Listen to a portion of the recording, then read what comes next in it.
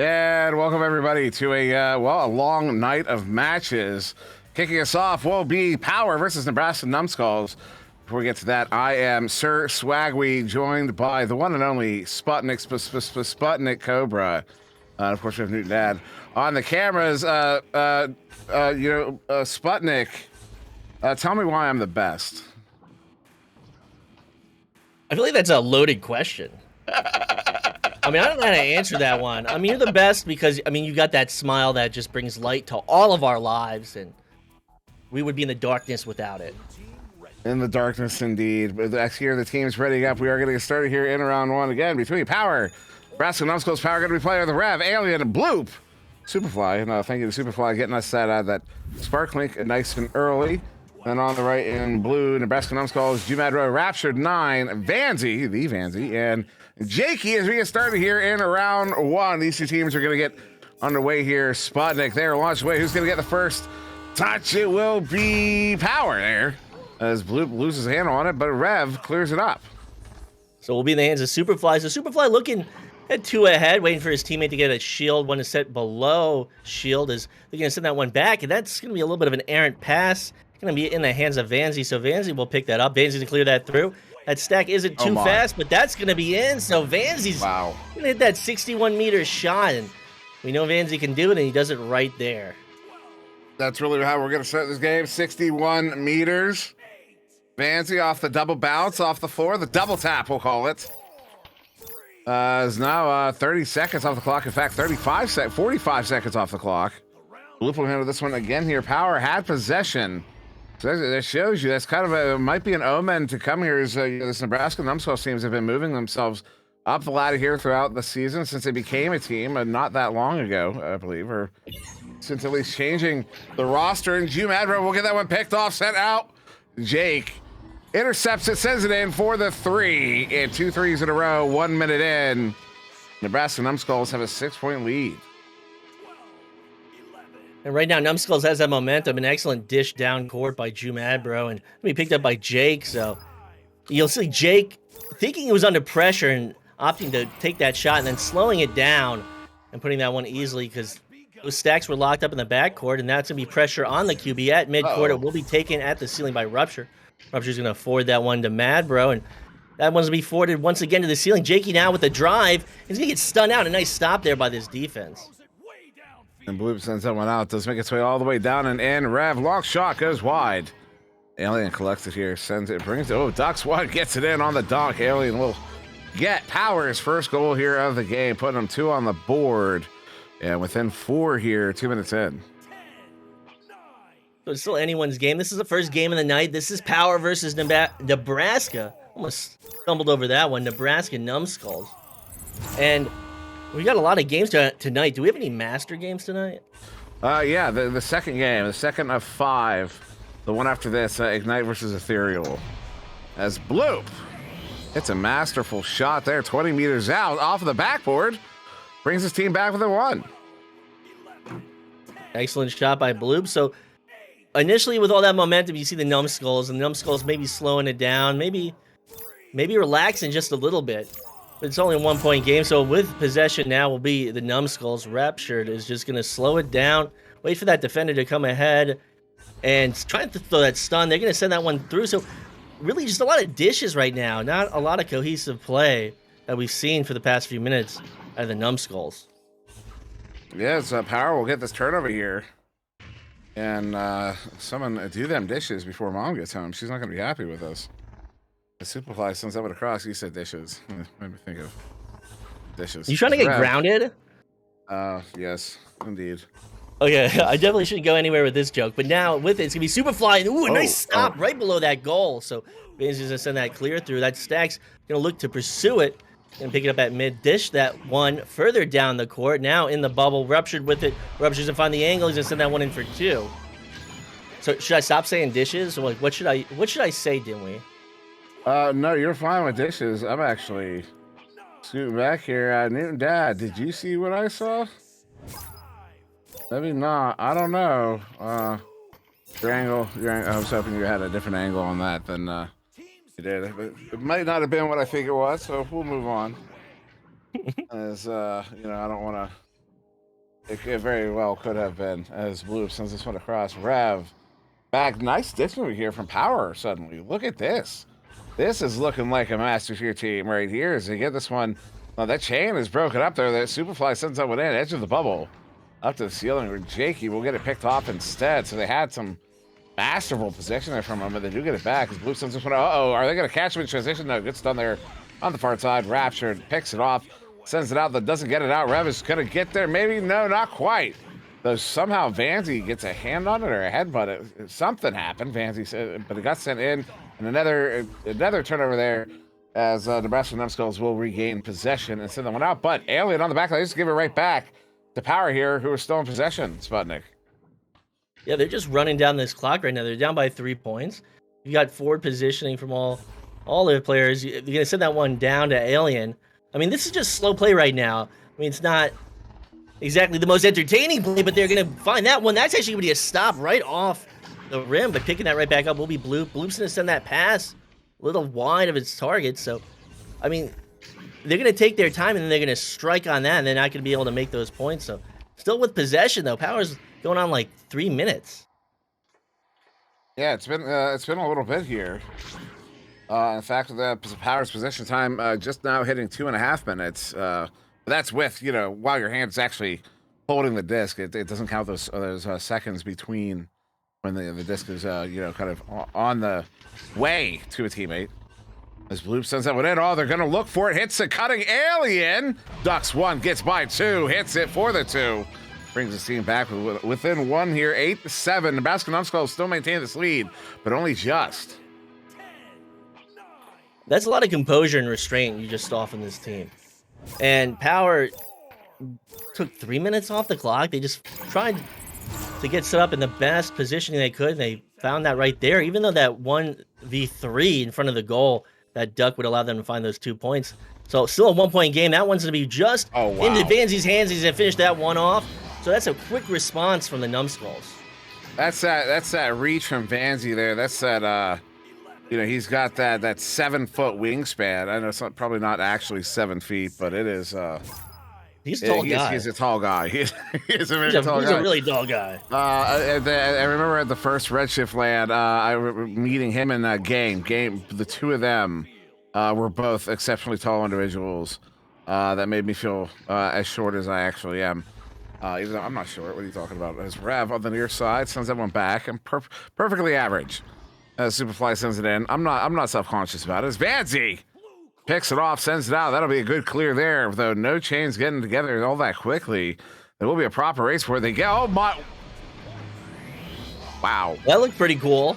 I mean, this has been kind of a slow game, right? Like, very slow game. And at least we get to see Jake pull off that windmill off his teammate. I think it was his teammate. I think it was. If that was, it was in fact a... That was not the teammate. It was the head of the opponent. He had just stunned out. But I believe we call that a gunboat. Is what the players have called that. Newton Dad called it the hammer there. And then you called it the windmill. I believe the players historically call it the gunboat. But that could also be one of those things one of the kids said to me as a joke. And just gunship. Thank you. Sorry, Smooth Riding. Gunship. I apologize. Wow. I don't know my echo terminology. I'm bad at the game. As SMH is his head. As Alien sends across. Rev, look at the way. This is some really phenomenal disc movement. Although it will be a stop there in the bubble. Nebraska Numbskulls pick it off, but the send out does not get out. Just lose right back in the hands of Power again. They maybe get a catch him in transition, or they opt for that reset. Power's playing like they're ahead. I mean, I can't fault them for that. They're maintaining composure. And they'll lose that. Ooh. I guess they'll gain that, and Vanzi will give it to him. Vanzi gets just going for a slap, but what he thought would just hit the bottom of the bubble, of the floor, and bounce out of the bubble, but maybe a few degrees off on that one, didn't we? Okay, yeah, I was watching it back. I wasn't sure exactly what happened. Now I'm seeing, looked like he tried to scoop that one and didn't go as low as he was intending, or maybe didn't go as high as he was intending. So incidental self-goal puts Power back within 3 here. So good for them as they force another turnover here. As Bloop will send this one out, but in the hands of Rapture, though, as he gets stunned out, so gets this one sent off. Then a lock shot there, going to be off the barrier as Madro picks it off. Clears it out, bouncing back into the bubble, though it will be a race for it again here. Jake getting there first, bringing it in, does the juke, gets the points, puts his team up by 5 as we are in the final minute of this first round. Nice play from the Numbskulls. So they'll maintain this lead and more than likely take this first round. But, Power's a good team. We see them really slow it down on offense. Not really so many stops on defense. it seems that the Numbskulls have been able to convert on pretty much all of their offensive possessions. So now with it's going to be Rev. They're looking to get a few more points on this board as the 30 seconds run out. And that one's going to be behind, and they're scrambling to get it. So Superfly's going to lose. They can get it right back. And maybe on this one last drive, there will be a stun out. Bloop now looking for an angle, taking too much time, sending that one cross. And this is weird. I'm going to say this feels weird. Like the energy on that one, they're just very slow. And they're not going to be able to get that one into the goal. Last long shot. And that's going to be the first round of the Numbskulls. So this is a very weird energy and like tempo to this match in the first round. I mean, I understand what you're saying because it seems like this power team, usually we're used to teams typically when they're behind like this, they play a bit more aggressive. They play faster. When they're when they only have 30 seconds to score 2 goals, they usually come out flying. But it seems like this entire time, power is absolutely not letting off. They're not. Letting on the gas. They're not pressing down on that pedal. They maintain the exact same pace no matter what the situation of the game is, and that ultimately it did not work out for them, as you see there. 14-9 in the first round, not in 2 rounds. It was just in the first there. Just to clarify for anyone just hopping in. It's only a 2-goal game, but you got to think if had they been willing to put the pedal to the metal. Might they've been able to get those other 2 goals? Possession time, I'm on the wrong window. Possession time, 4.5 minutes compared to 2 minutes. They had over double the possession time of the Nebraska Numbskulls power did. That's pretty gnarly. Yeah, I mean, you can't fault them for their strategy, but I mean, it's harder to maintain composure than it is to not have composure. So, they have a lot of discipline. It's just very weird seeing that slow tempo when you're down by those many points. So with that will be the start of the second round. This is Nebraska Numbskulls versus Power. It will be Nebraska Numbskulls winning that initial joust down in the bubble. Going to be picked up by Vanzi. Vanzi driving that one in and not able to sink it as it bounces out. That does bounce to the far side there. There's Alien. Juki around, sends it through that far side too, but it will be just an immediate turnover there. Just a giveaway to Rapshot on the back line. Looked like he had no trouble with that. The slap up at mid. Though not on target, finds its way to the near side trap. Where Vanzi does get there first, slaps that one up. Jake there, Jake slapping that one towards the goal. Goalie's not able to play it, so disc will stay loose. But good leash there from Superfly on Vanzi. We get him to the disc first. They get a good boost there. Who's that? Bloop. Bloop with it, juking by 1. Looking for a teammate, goes cross to Rev. Rev has 2 in, but gets stunned out. That disc is loose there at mid. And that is a nice, fortunate turn of events as Vanzi sends that one in. A good scoop there from Rev, though, keeps it away from the goal. The shot there from Vanzi once again. That time going wide of the goal. 1 minute off the clock. As that's what a fortunate bounce there for Rev to get that one right back. But 1 minute off the clock. Power's back in possession. We're still scoreless here. We are. Now that's to be sent forward down to mid and at ceiling. Again, we talk about this weird pacing. Mad Bro is going to be up ahead. He's going to be caught out looking to retreat back to the bubble. This is a chance, though, for this Power team, and they're going to drive that one in. Rev's going to place that one perfectly in the upper pocket. That one's a ding true, so a nice drive and taking the initial leads to be Power. Yeah, that's a change of pace from the last round where Nebraska Numbskulls kind of took an early lead and held on to it for the remainder of the game. The Power now with 2 points on the board. The Nebraska Numbskulls coming out in a very interesting, I don't even know what to call it. It's a relay, but it's there's no obvious relay. It's kind of almost an I formation, which is silly. Oh, dangerous reset, but Bloop handles it no problem. A chain after this one. Bloop looking to get there first, but once again raptured on the back line, doing a lot of heavy lifting for Nebraska Numbskulls, stopping these clears from getting through from Power. Power may want to rethink the way they've been working those clears. Maybe go back, because they were relying on passing for so long, but now every time they clear it gets picked off by the Nebraska Numbskulls every single time, it seems. Yeah, and it feels like these stacks just aren't moving as quickly as they should be. So Rapture now is going to find that one below the goal. So a nice forward pass to that stack that would get set up in the bubble of Power, and nice assist by Vanzi at long distance. So it's tie game right now, 7 minutes, 20 seconds on the clock, but it just feels like the pacing is weird. Like I mean, I haven't casted in a while, right, Dimwi? But it just feels like the pacing is weird. that, I mean, these teams are changing it up, and Power's just maintaining like this composure. I don't know what to think of Power. I'm kind of impressed by them in some aspects, and I don't know what to think of the other aspects. Well, they definitely have they're definitely, I would say, a very well practiced team. That much is obvious to me. They're very, they definitely, they play very well together. A Vanzi long shot. Ooh. And they also come in with a game plan that they stick to, which to me suggests they have good leadership. And that maybe Superfly is the captain. Is Alien. Big stop there. Shot off the backboard, hit the bottom triangle. But yeah, Superfly being the captain, I would speculate that suggests that Superfly has some good leadership qualities and that his team is willing to adhere to a game plan. Whether either that or he defers to someone who has those sorts of leadership qualities.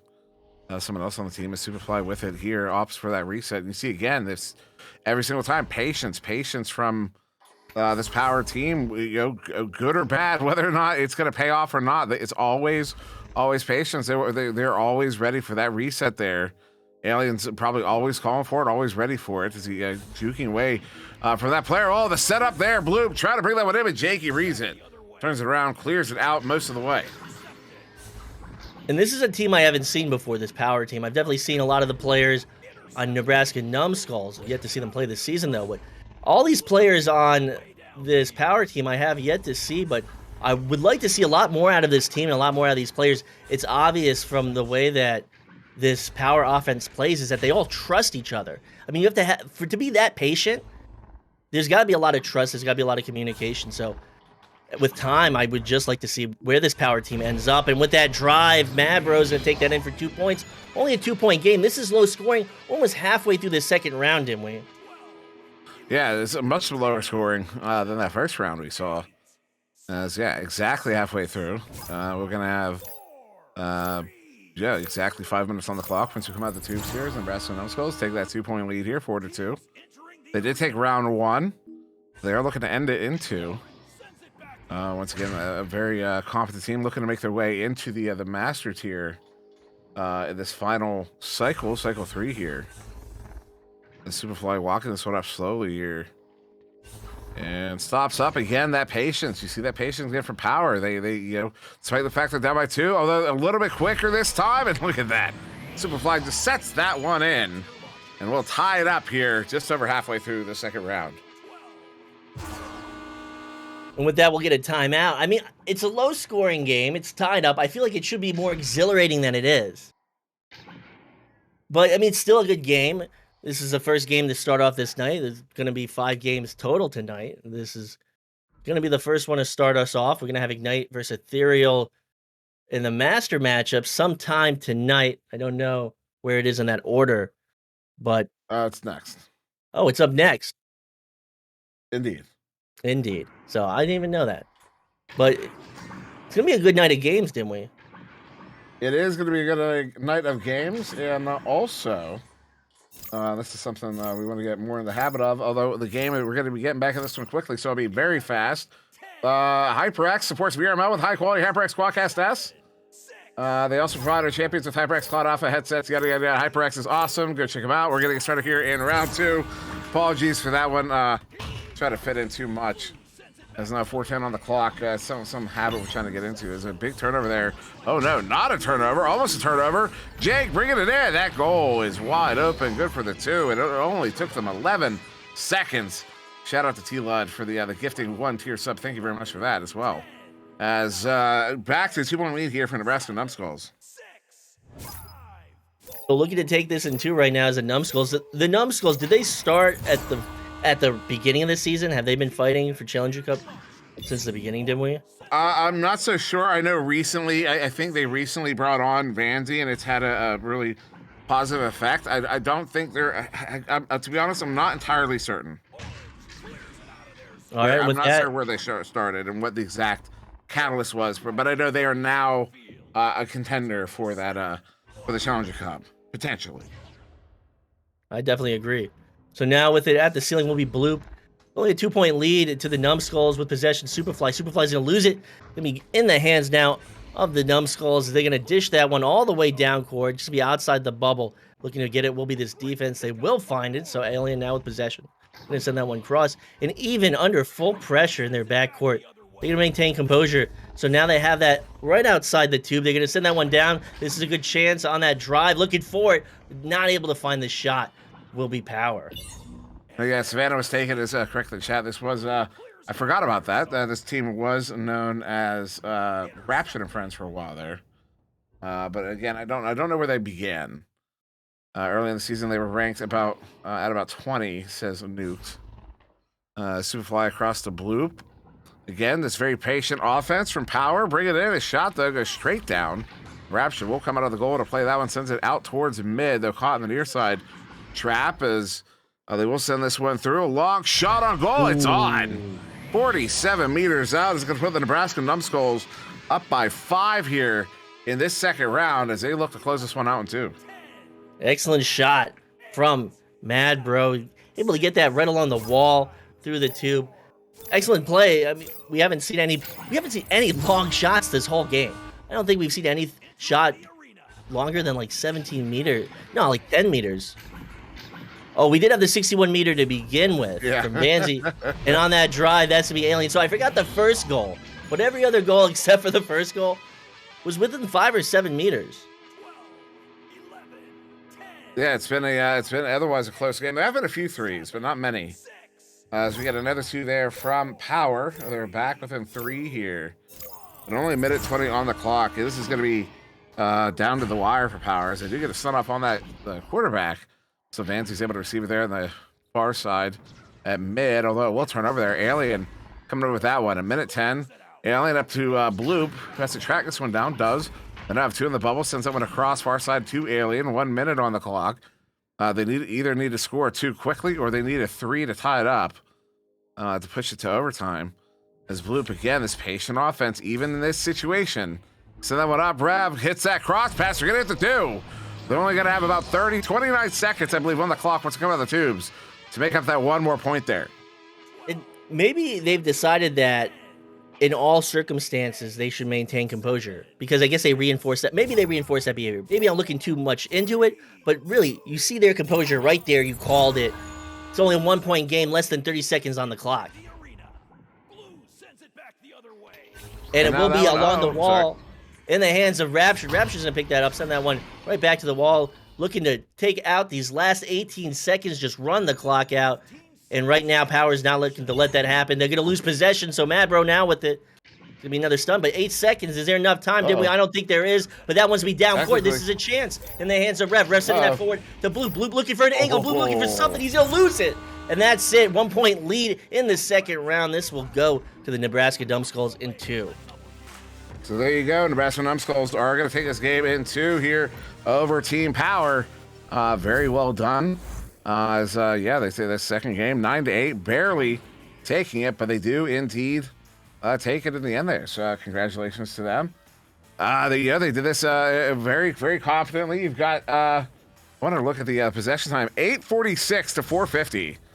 That is almost double by the end of it. Almost double. That amounts to 15 to 16 shots taken. In fact, Nebraska Numbskulls ultimately had more shots taken. So Power, despite their possession game, were not able to get that victory they were looking for. They had more stuns, they had more possession time, they had more steals, but ultimately it came down. They did not get the same number of shots. They weren't as efficient with their time. And so I can appreciate a team that does play like that. We all love that classic Kang Gorilla style of gameplay that we know, that we're familiar with from over the years. But there are times where you're gonna have to pick up the pace. You've got to go a little bit quicker. Isn't that right, Spot? Yeah, I'm just reading the chat. But yeah, excellent game. Love to see more Power, and they can go really far. If they have that basic team dynamic down, they can improve on anything else. So with that being said, in 5 minutes, we have Ignite versus Ethereal. So don't you go anywhere. And if you're ever wondering my devotion to the game, look at that. You can see my background right now. That has been my desktop background for the last 2.5 years. No joke. So with that said, we will go to this intermission. We'll be back to bring you one scorcher every game. I'm telling you, this one's going to be good. So don't go anywhere. We'll see you in a minute.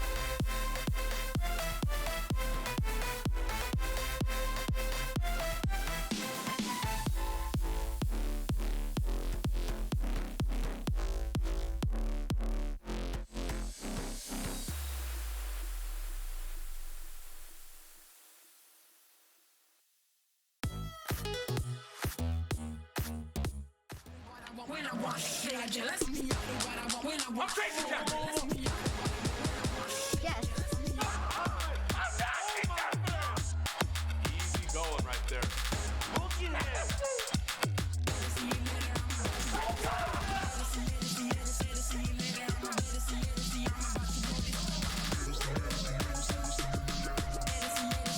One more to go.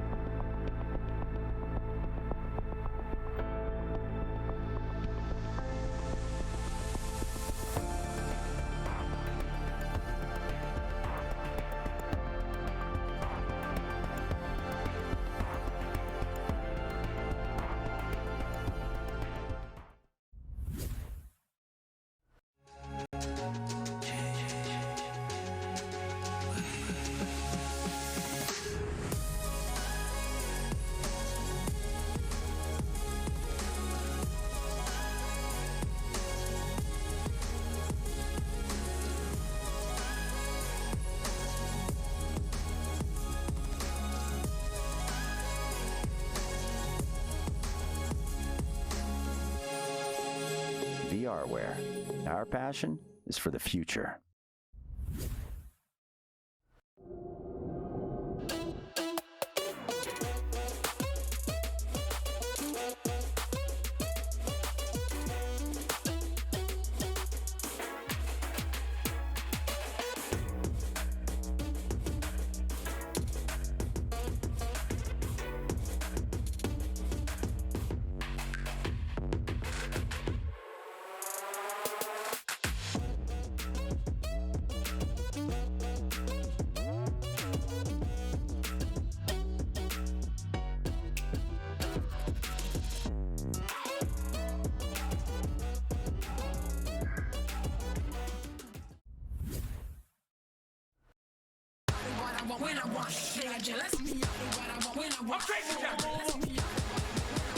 Yes. Easy going right there.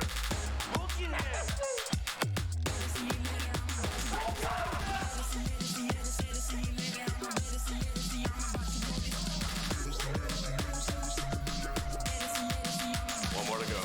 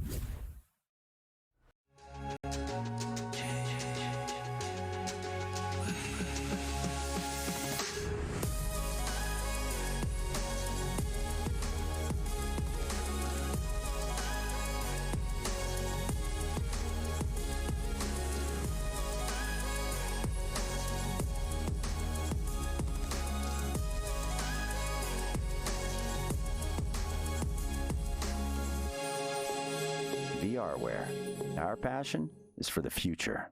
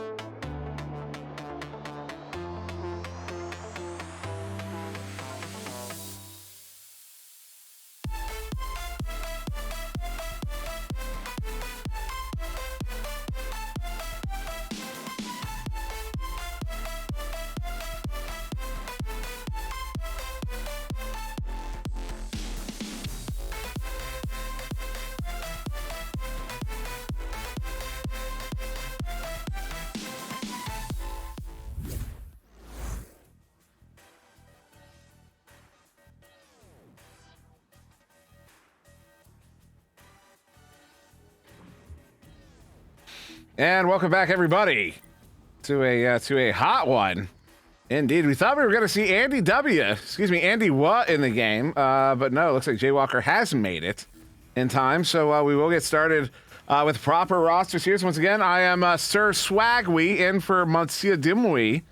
As we also have also here with the legendary SputnikKobra, of course, and Dad on the cameras. Speaking of legends, you know, this Ignite team is pretty well known, but they're going up against some pretty well known players. Likewise, Sputnik. Absolutely. Sorry, I was looking at Rox Titan complimenting me in chat. Thank you so much, Rox Titan. And I'm excited to see Jiggy play. That's what I want to see. I want to see some really great plays out of Jiggy. We've seen Ethereal go up against Ignite for how many seasons now? 3 seasons? For what? We've seen, I mean, they've been playing for a while. Let's just say they've been playing for a while. Ethereal? So, yeah. Yeah. So with that, that should be the start of round 1, Dimwi, and this is Ethereal versus Ignite. And let's see who's going to win. Let's see who's going to win indeed, as teams are going to line up the tubes and come out and joust. It will be first touch to, Ethereal. Headbutt there, but it's in the hands immediately of Ignite. Jaywalker on the far side, sending us through mid, but will be collected by KFC. Since that went out, they have a player of the tubes. Wow, that worked out. Jiggy picks that one up, sends it out to mid. Will bounce around there. C. Jason does get it picked up here, immediately under pressure by Game. Game, clean pick. Game lock shot.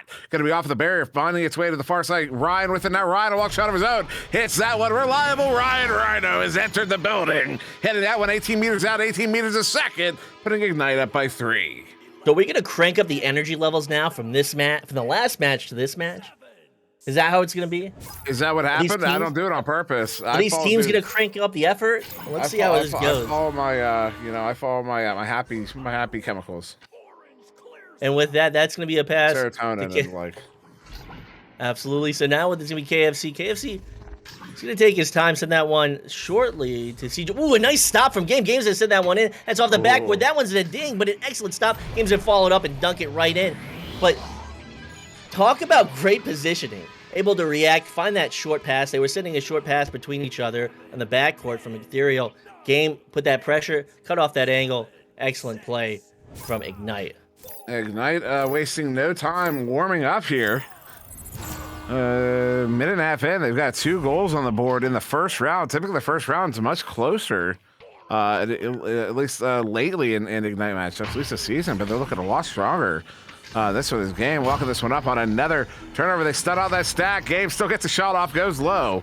Oh, he's slapped out there by the goalie. I believe it was a single shot, but Kung there on the near side gets there first. Still gets someone to Jaywalker, so Ignite is right back into possession. This Ignite team is looking really good right now as Game juking around, gets by 2, and the goalie for the 2. They're up by 7, 2 minutes in. Ignite is ready for finals, I think, Sputnik.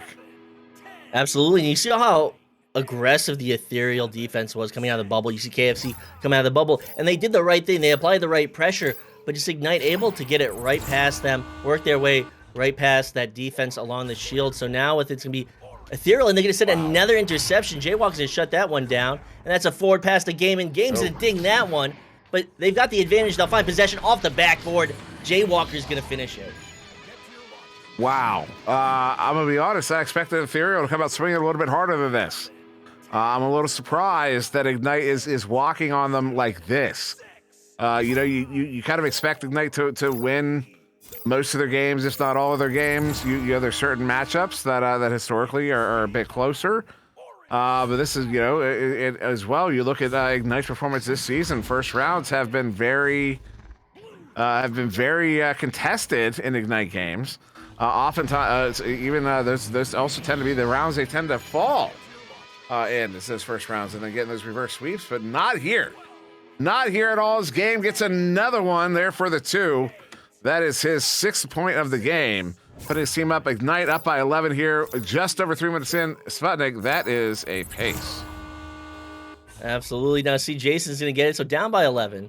They're hanging on. They're trying to make something happen. You see this Ignite defense quickly remaneuver and get back outside that bubble onto defense.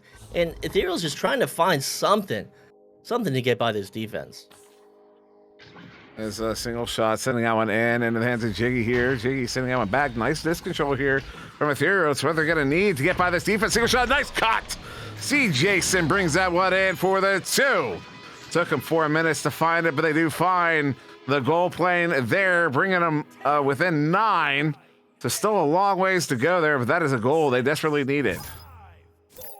That's exactly what they need. They need to find some momentum, find some spark, and just roll with it. So they'll apply pressure right there. Single shot's gonna be kind of caught out of position. That mid stack won't be able to pounce in time. And right now there's gonna be stuns going through. It will go into the hands of KFC, so the defense will come away with that.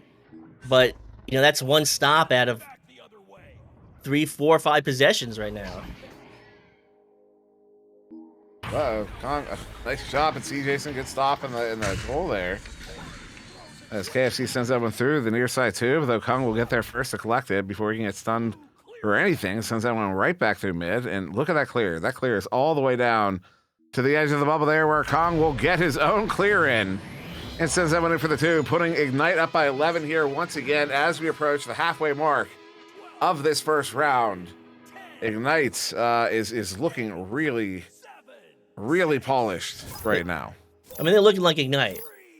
And Ethereal's just struggling to hang on. They've got less than 5 minutes. It's still the first round.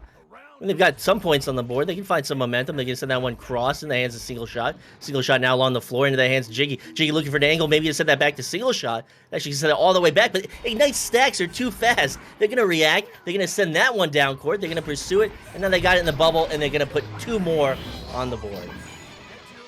2 more on the board indeed. 13-point lead to Ignite. In this first round, with over 4 on the clock, will be 4-14. As we launch out here, as Ethereal handles it again. Quick pass here near side.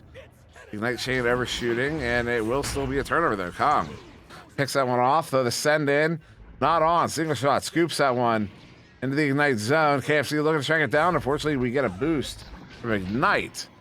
They get to it first, as this one does get all the way back into the Ethereal zone. 13-point lead. Kong walk shot. Ooh, just wide.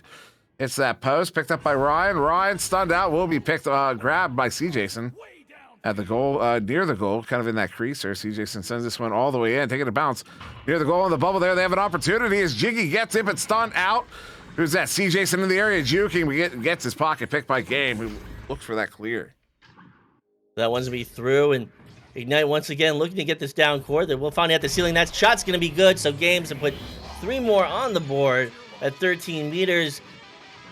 Just a few more points, and we'll be at Mercy. So in this first round, but 3 minutes the story is, can Ethereal hold off the Mercy? And that's all they got to do. This first round, that's going to be the hope here. 16-point lead with 3 minutes to go. See Jason, quick pass here, far side, little give and go here to get that chain split up. The chain does break up. Will C. Jason be able to stop them from getting back to the play? Unfortunately, no. That stack, that was the one who just attacked Single Shot there. A little split up, but they're back together again as KFC on the back line. They move through mid. KFC sending this one up. Chain is split up again. There's an opportunity here. They only have a moment, although the chain's back into the play. See Jason sends that one down to the floor. Nobody in the area. That was a little bit off the mark. His Game comes out, slaps it, gets that one away. We'll be at mid. The overshooting is a blue stack. KFC gets their long shot. That was going to be high. And ultimately wide. See Jason not to go. Nice little tap reset there to Kong, who is able to get that one fully cleared just like that. And just like that, once again, Ignite hot on pursuit. They won't be able to get it, though. Single Shot coming away with it. That stack is through for Ethereal, but they're not able to get it. Once again, they have a chance, not able to capitalize on it. So at the ceiling, Game sending that one through once again for another clear. The stacks are through. It will be coming away with Ethereal. Ethereal will find possession. So, I mean, right now they're just stacking. Like I don't know what's even happening, Dimwi. It's just Ignite's game, and they bring that one out for one more pass there as they stun the goalie out. Ryan brings it in. That puts them up by 18 points here with a minute and a half to go in this first round. Ignite, in this third cycle, are looking like they haven't looked all season. Well, that's not exactly true. They haven't looked like this in the first round all season. But my goodness gracious, are they absolutely dominant in this game. Possession time is actually in favor of Ethereal, 245 to 215.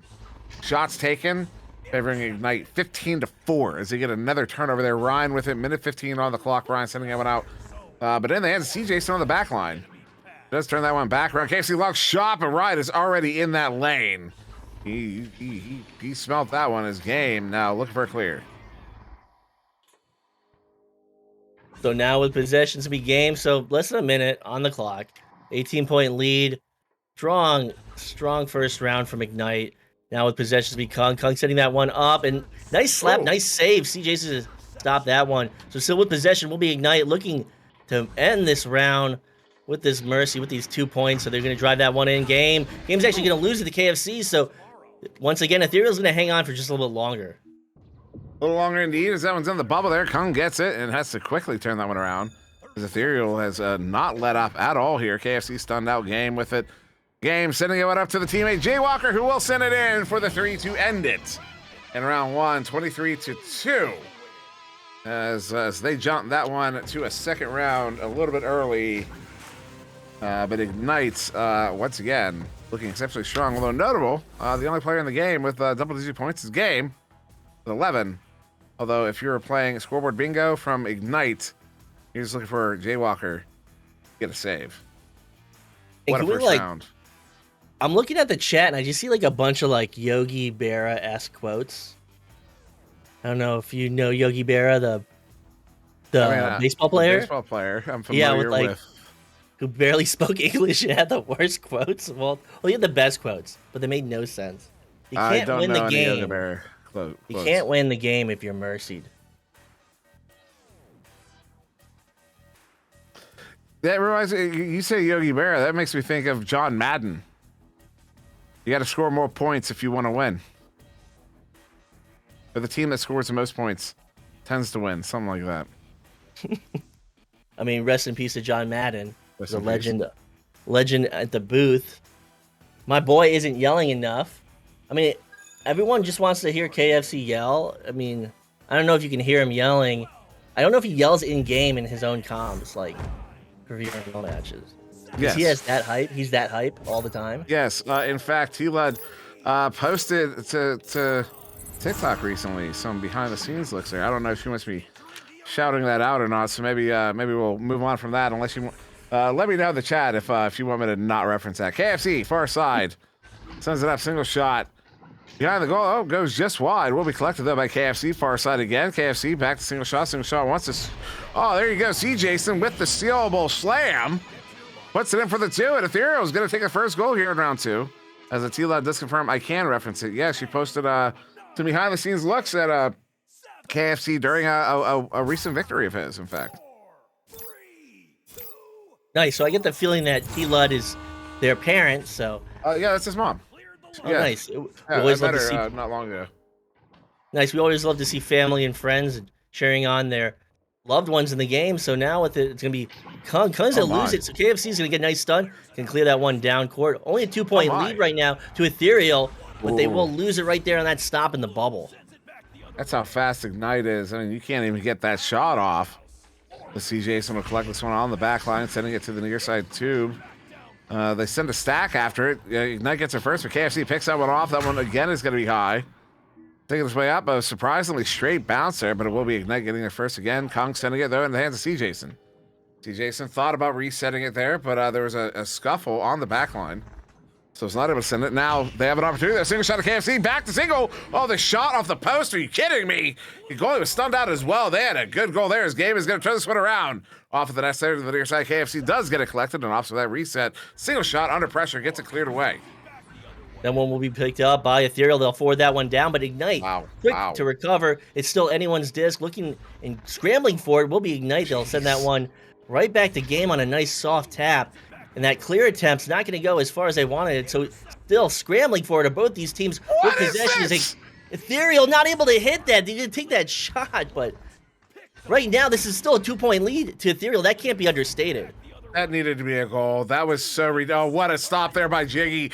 These teams are operating on a level I don't think I've ever seen before. This is unreal. The way they're moving, the way they're passing, the way they're stopping shots. It's unbelievable. They're playing at the edge of their abilities, but they're not going over. This is some of the highest level Echo Arena I've ever seen. A shot there, Kung is going to get it stopped. This is unbelievable gameplay. The chat can eat its own shorts as Game gets that one cleared out. KFC, another pick off there, turning that one around. Little ping pong at the moment, but again, highest level Echo Arena I've seen in a while. As Ryan says that one up. Jay Walker moving in here on the near side, has one across. Single shot attacking, the pass off the Game wanted to juke, waiting for someone to bite. Someone does bite. There they go. They get that pass and get it in. Took them 3 minutes. 3 minutes for Ignite to score in this second round. That says something. Nice to Andy W with the great comment in chat. But excellent play. I mean, maybe Ethereal could take this round. Ignite's to put 2 on the board. Ethereal now with possession. CJ's is going to send that one to outside the right 2, but stops and come through from Ignite. Scrambling for possession, though, as Jay Walker picks it up. Setting that one down, the scrambling forward is going to come away with it is his defense. Seriously, that was like the best minute of Echo Arena I've seen in a long time. That was probably ever. That might be the best I've ever seen over that minute. That was what they were pulling off. Long shot here. Oh, come on, just off the post. Oof. I would have loved to hear that scream had he connected on that one. It's Kong will connect on that one. 19 meters out. He says, "This is how you do it, sir." I believe that was a one-timer as well. It looked like a slap on that.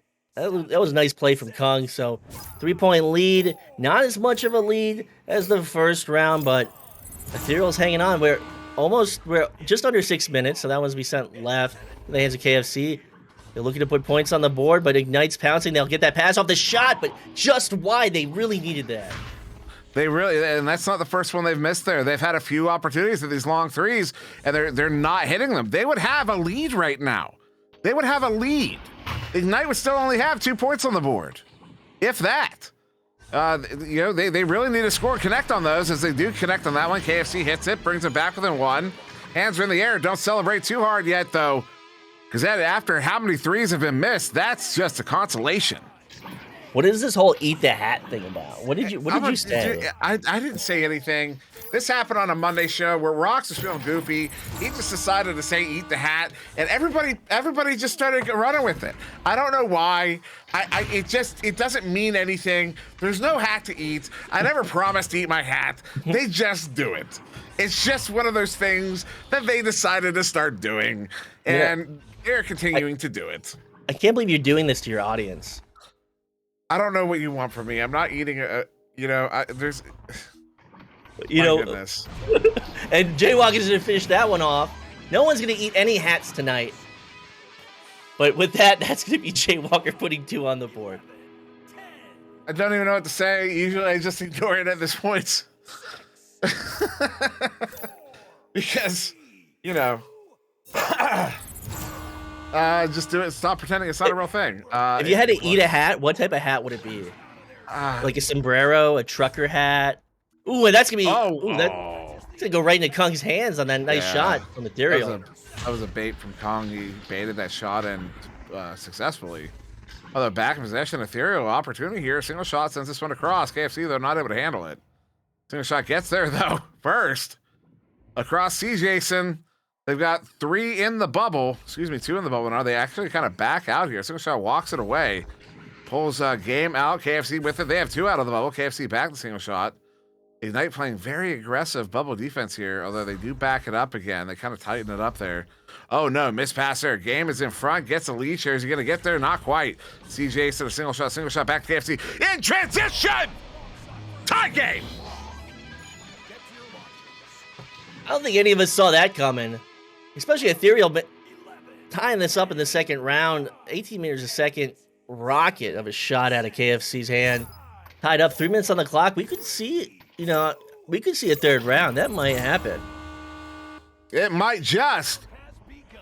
As Game stunned out, sends this one to the near side. Will be collected by Kong. Long shot. A dump in there. And it will be a turnover. C. Jason picks it off, but puts it right in the hands of Kong. Coming across to Ryan there. Ryan will opt for the reset to game on the back line. This game now moving in. KFC a little bit out of the play. Has to attack game here. Does. Game up to Ryan. Ryan sends it in. Big stop. A big recovery. Kong able to convert that to the 2. Yeah, they do indeed. 9-7 here. Ignite's back in the lead. 2.5 to go. Absolutely. 2 minutes, 30 seconds on the clock. So, Ignite's back in the lead. This is now possession right into the hands of Ethereal. Ethereal's going to quickly send that one to the left. KFC under pressure is not able to complete that pass, but looking, again, that slap will be C. Jason down into the hands of Single Shot. So still with this forward advantage, but quickly losing it as that stack from Ignite looking to pounce on Jiggy. He really wanted them too, but oh, what timing on that setup. Oh, what a read there. Jaywalker stops that one from going in. So the clear does not get out. It's going to be a race for it here. Will be picked up by Jiggy. Stops up. As Ignite pull up, they know they weren't going to win that race, so they backed up, played back on defense, so there wasn't another transition goal.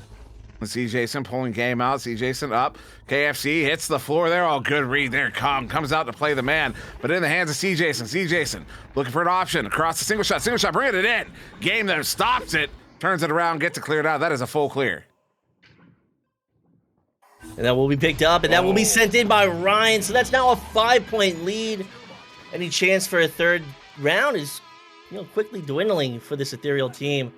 I mean, they still have the time. If they focus, they can do it. We saw them do it in the second round. They just have to get back on that horse.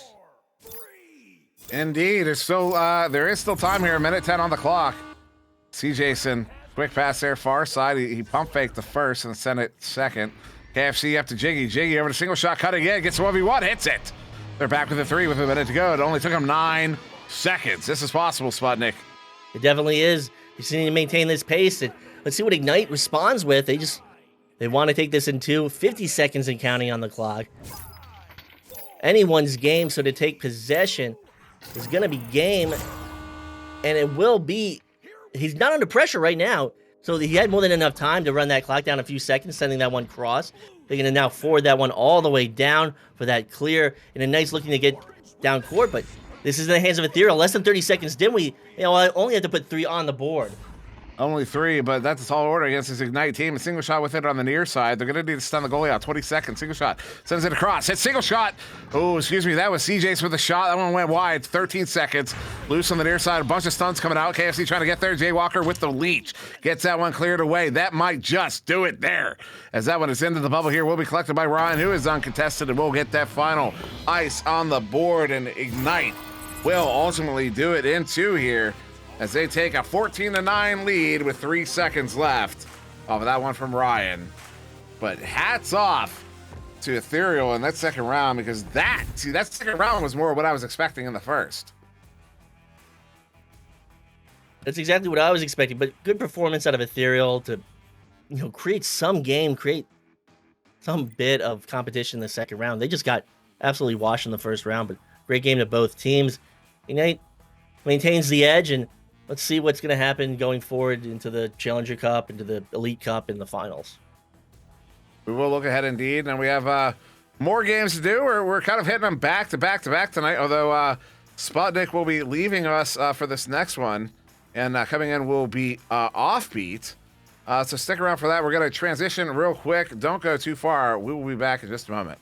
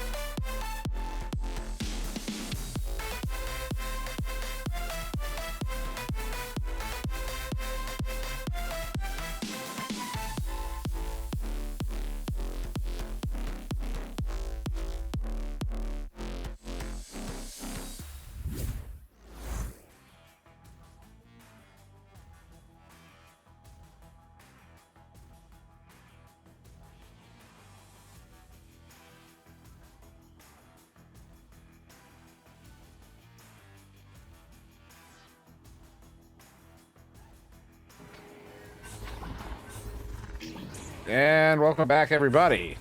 I'm not by myself. I am joined now instead of SputnikKobra, and you can also you're missing part of my chin as well, but that's cool. I need to see the whole thing. I'm joined instead now by Offbeat. This will also be my last game, although there will be 2 more after this one. So don't think we're almost done, because we're not. We're not even halfway through yet. New Dad's still on the camera, so Tila, thank you for the 100 bits there. Very much appreciate those, as we are on now at a black hole. Oh, no, no. Oh, my goodness.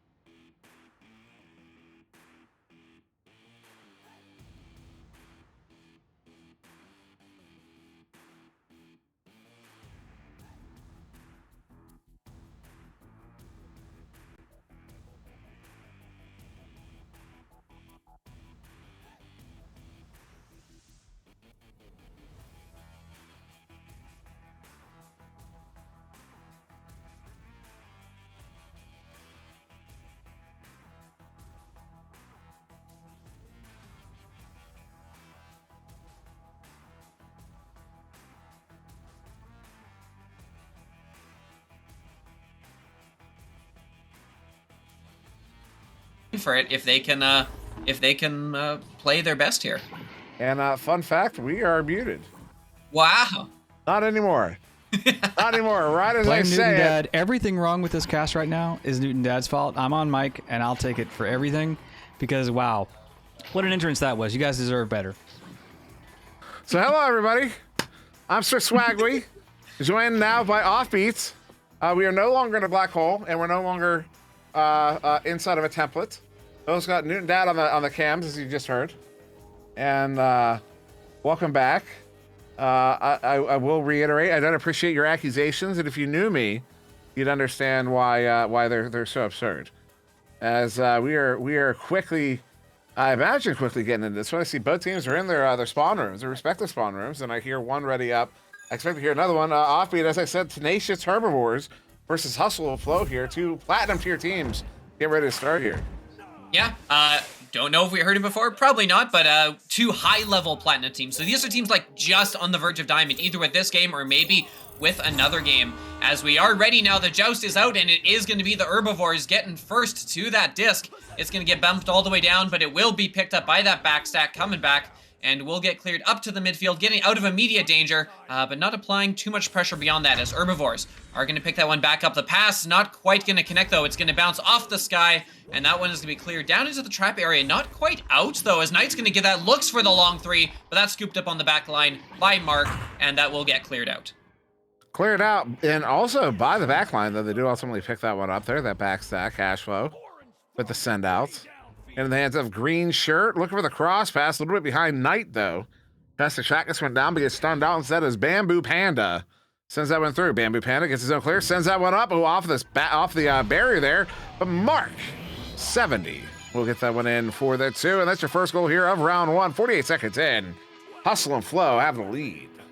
Yeah, Hustle and Flow didn't have a lot of the possession there for most of the time we've seen them for this first minute. But hey, capitalizing very well when they finally got that clear. They were able to chase it down and convert it into points before the herbivores could get back. And the herbivores suffering a little coming out of the tunnels there. Little miscommunication there as here comes Hustle and Flow with the disc.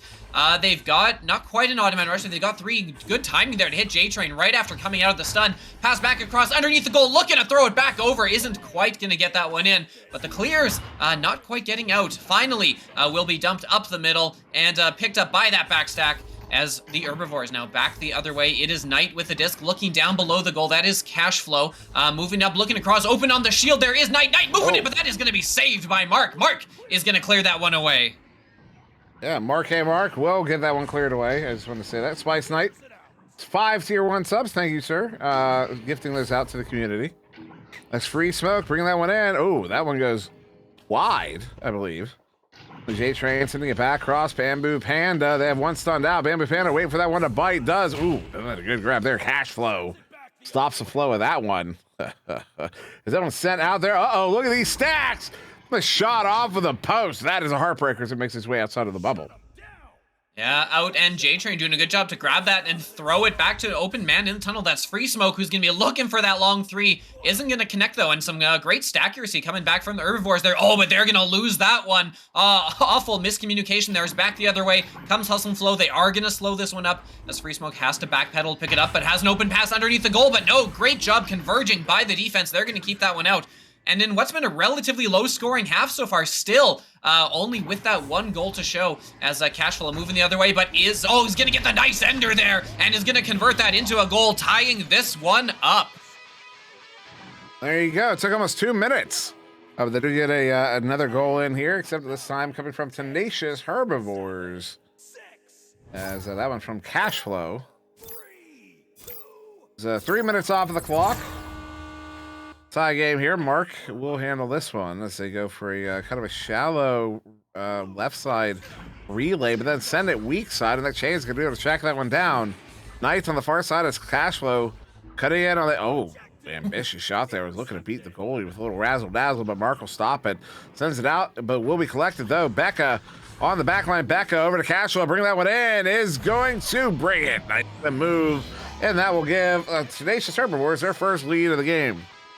Yeah, Cashflow doing a good job there, picking that one up in space and recognizing, you don't need to force a shot. There's a goalie in the goal, but also you have all the space in the world where you can walk that one in. And a dunk, especially in this game, is going to be a heck of a lot more consistent than a shot, just because, dunks are so hard to stop from a goaltender's point of view. And back the other way, it is going to be picked up here. The Herbivore is getting that steal, but are getting stunned right out immediately as Free Smoke is going to back this one up. Has an open pass underneath, a pass across, just getting past the defender, looking for the cut pass. Cut pass isn't there. It's picked up by the defense, but here comes the second one. Free Smoke. That one's going to miss, and that clear is going to go all the way back to Mark on the back line, who has some space and is gonna, ambitious, long pass, there's the cut back to Smoke, makes a duck, no! That one's gonna be stopped by Green Shirt just before getting stunned. Great defensive play from the Herbivores to keep that one out. Yeah, I can't believe that wasn't a goal. That was a phenomenal stop there. Green Shirt got stunned out immediately after making it. Nice juke there, Cashflow, getting that one away from the defense. Gets it by J-Train, sends it up, far side, Becca look for the cut, goalie is stunned out, sends it across, Cashflow off the beautiful shot off the cone on the backboard. And that'll give Tenacious Herbivores a 4-point lead here as we approach halfway mark of the first round. Yeah, it was a slow start for the Herbivores, but they've done a real good job here of turning the chances they've had into points. As going in there, they were moving in slow. Obviously, they were looking to try and get a quick pass there, but didn't see what they were liking. Slowed it down, had a second, third option come in, and eventually found that one they wanted. They got the goalie stun, but back the other way.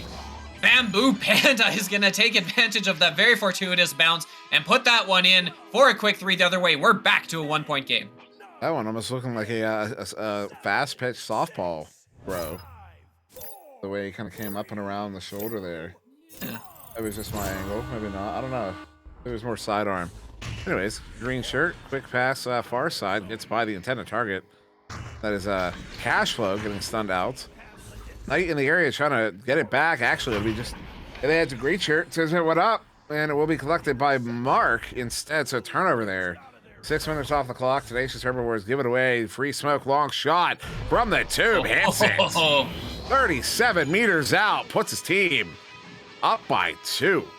Delightful shot. Lots of confidence on that one. You could tell as soon as that one was released, they knew that one was going in. And tracking that all the way in for 3 points as Hustle and Flow doing a good job here to kind of storm back and take that early lead that they haven't had since those first 2 points. As Cashflow is going to get just by that stack, looking for the long pass there to the teammate. Isn't quite going to get it through, though. And it will be picked up by Free Smoke, who's going to turn it back the other way, looking for that dump and chase. But no, the goalie on the back line is Green Shirt, who's going to grab the one and clear it back up to his own teammate. As Knight, looking for that long pass ahead, is going to hit the bottom of the trench, not fall quite where they want to do. And it's going to get cleared down into the trap area. Will be picked up by J-Train and tried to clear it out. It's going to bump up into the popcorn. Second try, no! Knight's going to pick that one up, and they're going to clear it in. Getting a fortunate bounce, but the goalie is back, and Mark will slow this one up. Yeah, Mark sending it up to the teammate. He'll get that one forwarded all the way through. This one's down in the orange bubble. I see Blue getting there first. Hand on it, free smoke. Will hit it for the 2. Putting Hustle and Flow up by 4 as they, this one started. It was 6-2. And 8 unanswered points later. Hustle and Flow, I believe that's 2-3, so 3 unanswered goals. Hustle and Flow take a 4-point lead with 2.5 minutes to go. Tenacious Herbivores, having lost that 6-2 lead, that 4-point lead, now looking to just break the ice again and get something on the board here to get that confidence back and maybe push a comeback here in this first round.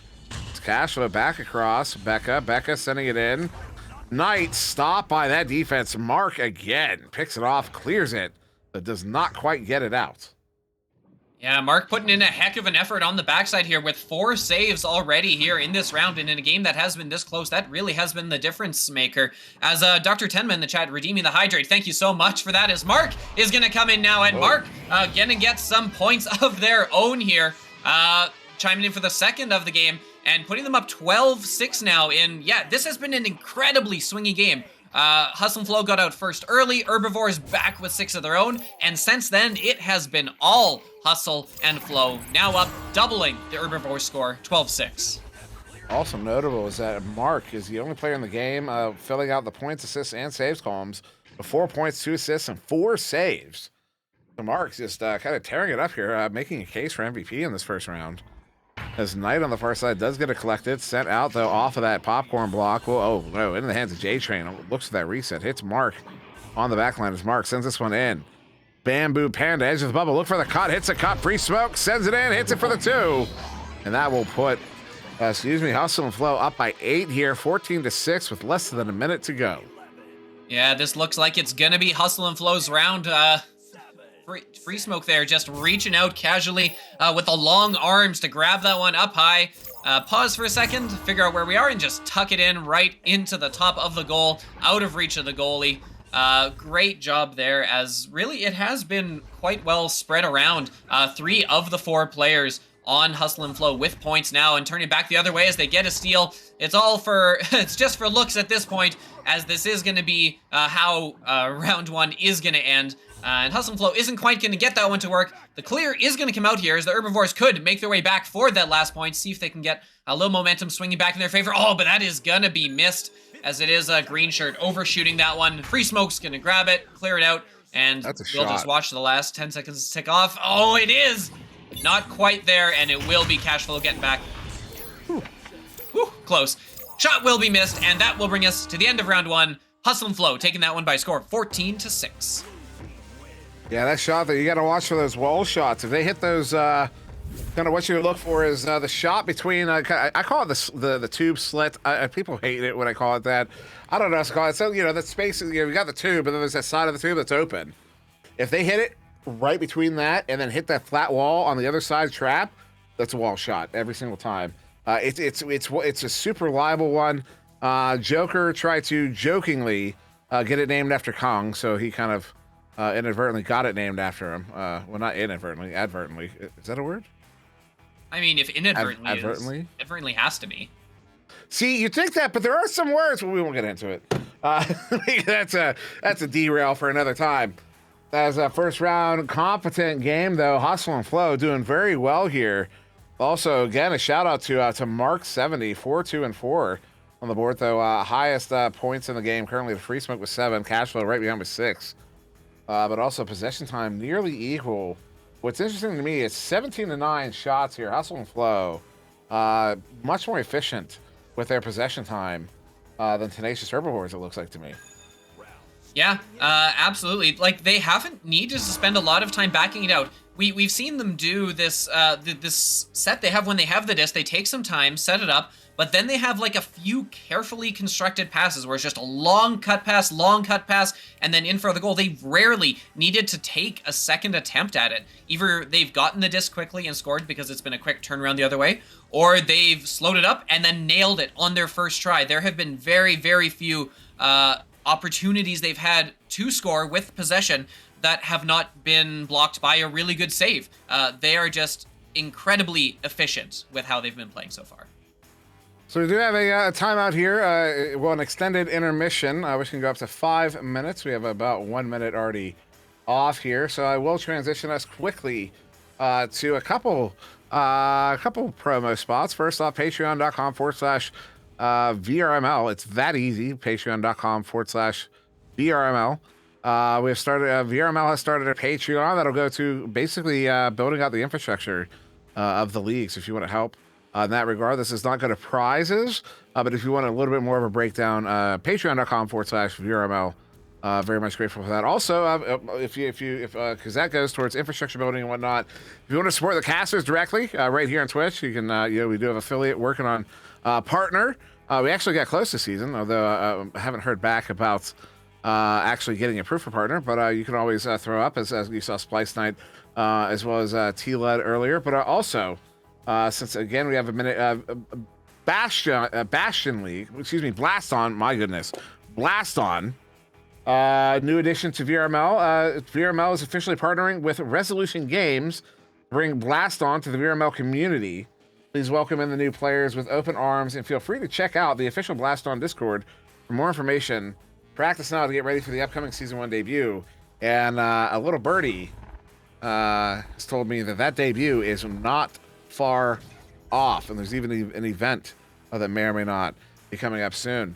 So definitely check out Blast On, one of our new brothers and sisters, others here in VRML that we're grateful to have. Also, another VR sport, basically. It's akin to dodgeball, but kind of with guns and bombs and stuff. So definitely check it out if you haven't. That's Blast On, new here in VRML, and we'll get active in not too long. That's all I can really say about that. But yeah, back to this offbeat. This is quite a contested game, and we have the one team, I believe, is Tenacious Herbivores, taking that extended time out here. It may be them. I'm not actually certain of that. But honestly, not surprised by that, especially after that first round, because they did have a lead to start, but then lost it and then fell behind by quite a bit. Yeah, we've seen before in this game, Echo Arena has the potential to be very swingy. Blame that, if you will, on like the tendency of players in this league to get into a very momentum-driven mindset, or on the fact that it can at times be very, very difficult to move the disc out of your own end when you start with the joust. It's a joust advantage in the fact that, you get the disc first, but you still have the burden of needing to move it all the way down the arena, which can be incredibly difficult at times, especially if the other team is reading you well and is, has some momentum going. And so things can really definitely spiral in that regard. It wasn't too bad here from Herbivores. We've seen a lot of teams in this position where they might just get interception over and over again, through the tunnels as they're trying to roll out quick points the other way. Hasn't been happening as much here. They've been able to get set up a little more, but just haven't been able to turn those setups into points. They get there, they look to slow down, but after slowing down, they've been having a little trouble turning that into significant chances on goal. And so really, if they can get that aspect of it together, that initial slowdown, the reset, the setup, I think they should be in a good state here. They've shown that they can play well with that initial 6-0 run, and we'll see now if they can turn it around and start competing here as we hit the start of round 2. We will see indeed. Also, real quick, Table Gamer asking in the chat, how do I get my match casted, or is it random? It's not random. Use the hype votes. It's not a guarantee, but it will get you more likely to be casted if you get a whole bunch of hype votes on a game. Because we will oftentimes, if we're not sure what to pick up in a particular time slot, we'll follow the hype votes a little bit. It's Becca, long shot off of the nest there. But again, no guarantees on that. And it's not quite random. It's Knight. Beautiful shot there. It's a triple dinger on the way in for the 3. It's a triple ding for a 3. That should be something, as the rarity of that. Goodness. Wow. Yeah, it is really incredible. And yeah. What's that? Yeah. So this Newton Dad telling us what's going on behind the scenes. As wow, another 3 back the other way. Herbivores turning around and getting those points real quick. The one other point we did want to make is most of the games in the set here we picked because they had the most hype votes. So that is absolutely one of the most important factors that we are looking at. So that is definitely the best way to. One other way to get your game cast is collect those channel points by watching on the channel. You can redeem, I believe it's for 15,000 channel points, you can redeem a guaranteed cast. We won't necessarily do a specific game guaranteed, but we will get you one in the next couple of weeks guaranteed. As back the other way, Herbivores now looking to the hole. They're almost going to bounce that one off the back. We're looking for that pass, almost turned into a shot. As they're up 6-0 and they've got a good run going here, but it is going to be J-Train now, clearing that one up all the way down into the Herbivores' end.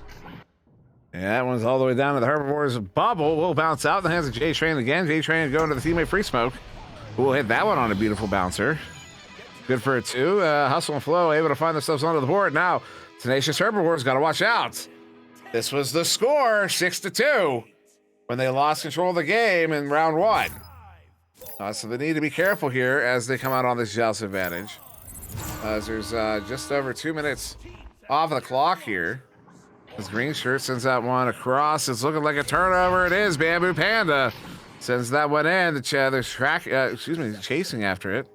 Ultimately, Knight here. He's back at the near side too, but good defensive stack to pick it up. J-Train sending it through as he gets stunned out. That was going to be all the way into the bubble here. They get a bounce there. Favorable for Bamboo. No, sorry. Free Smoke hits another one. And another bouncer on the way in. Free Smoke gets 2 in a row, and that's going to put Hustle and Flow back with a 2. Back within 2, and we're seeing potentially a repeat of the first round if they're not able to get a hold of this and change how they're playing. They got to get a good successful rollout here, which when they're coming out with these long passes, they got to be ready to get rid of it quick if they're going to go for those long passes, because they are right there is Hustle and Flow to get those turnovers and force them back the other way as in they come again with some pressure. Not quite gonna be able to land the stun on that one. That's a good stack back the other way as here come the Herbivores. It's Cashflow with some space with a teammate downfield, but not a lot of way to speed that up with the goalie back. The pass is coming tonight and that is gonna ding off the post. Not a great angle there. And that one is going to bounce all the way out. Free Smoke is going to be first to the disc, is going to grab that one in the Sky Trench and clear it all the way out. Looking for the shot. That's going to hit Shield, though. They pick up the rebound, though, and that one is also going to miss as J-Train getting stunned out. Still comes back to J-Train, though. A third chance. Looking for the teammate. That is Free Smoke, and Free Smoke is going to put that one in. 3rd time's the charm. Hustle and Flow. They're rolling again. They've got 6 in a row. It's tied up. There you go. It's tied up. 6 points. You know, this maybe I shouldn't have said it. Did I jinx it? I'm not superstitious, but I am kind of stitious. As we've got a tie game here. Tenacious Herbivores on this Joust advantage once again. As Green Shirt sends out beautiful pass there. Cashflow sends this one up. They have an opportunity here. Is back on the near side. They also have one on the far side. They go for all 3. Cashflow will hit it for the 2, putting the team up 8-6 off of that beautiful play. Those are so incredibly satisfying when you pull them off, when your team is clicking, you're in sync, you know where your teammates are going to be, you're reading each other's minds, basically.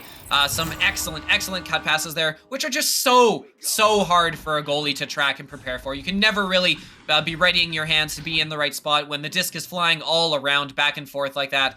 And great job here to get back on defense. The stack is going to stun out that Hustle and Flow attack the other way, but they are able to get it back. That stun coming in, though. Attacker really wasn't ready for that one, and he will lose possession. As back comes the other stack. The other way is flown up above the goal. Knight's got it. Rough angle. But almost puts that one in. Is going to ding it, but it is back in the hands of Herbivores, potentially. Cashflow not quite getting the read, but is going to be first on that disc, and is moving it back in with a long pass into Knight, and Knight is going to put that one in from up high, and continue this run for them, now up 10-6, as Herbivores looking to regain control of this one.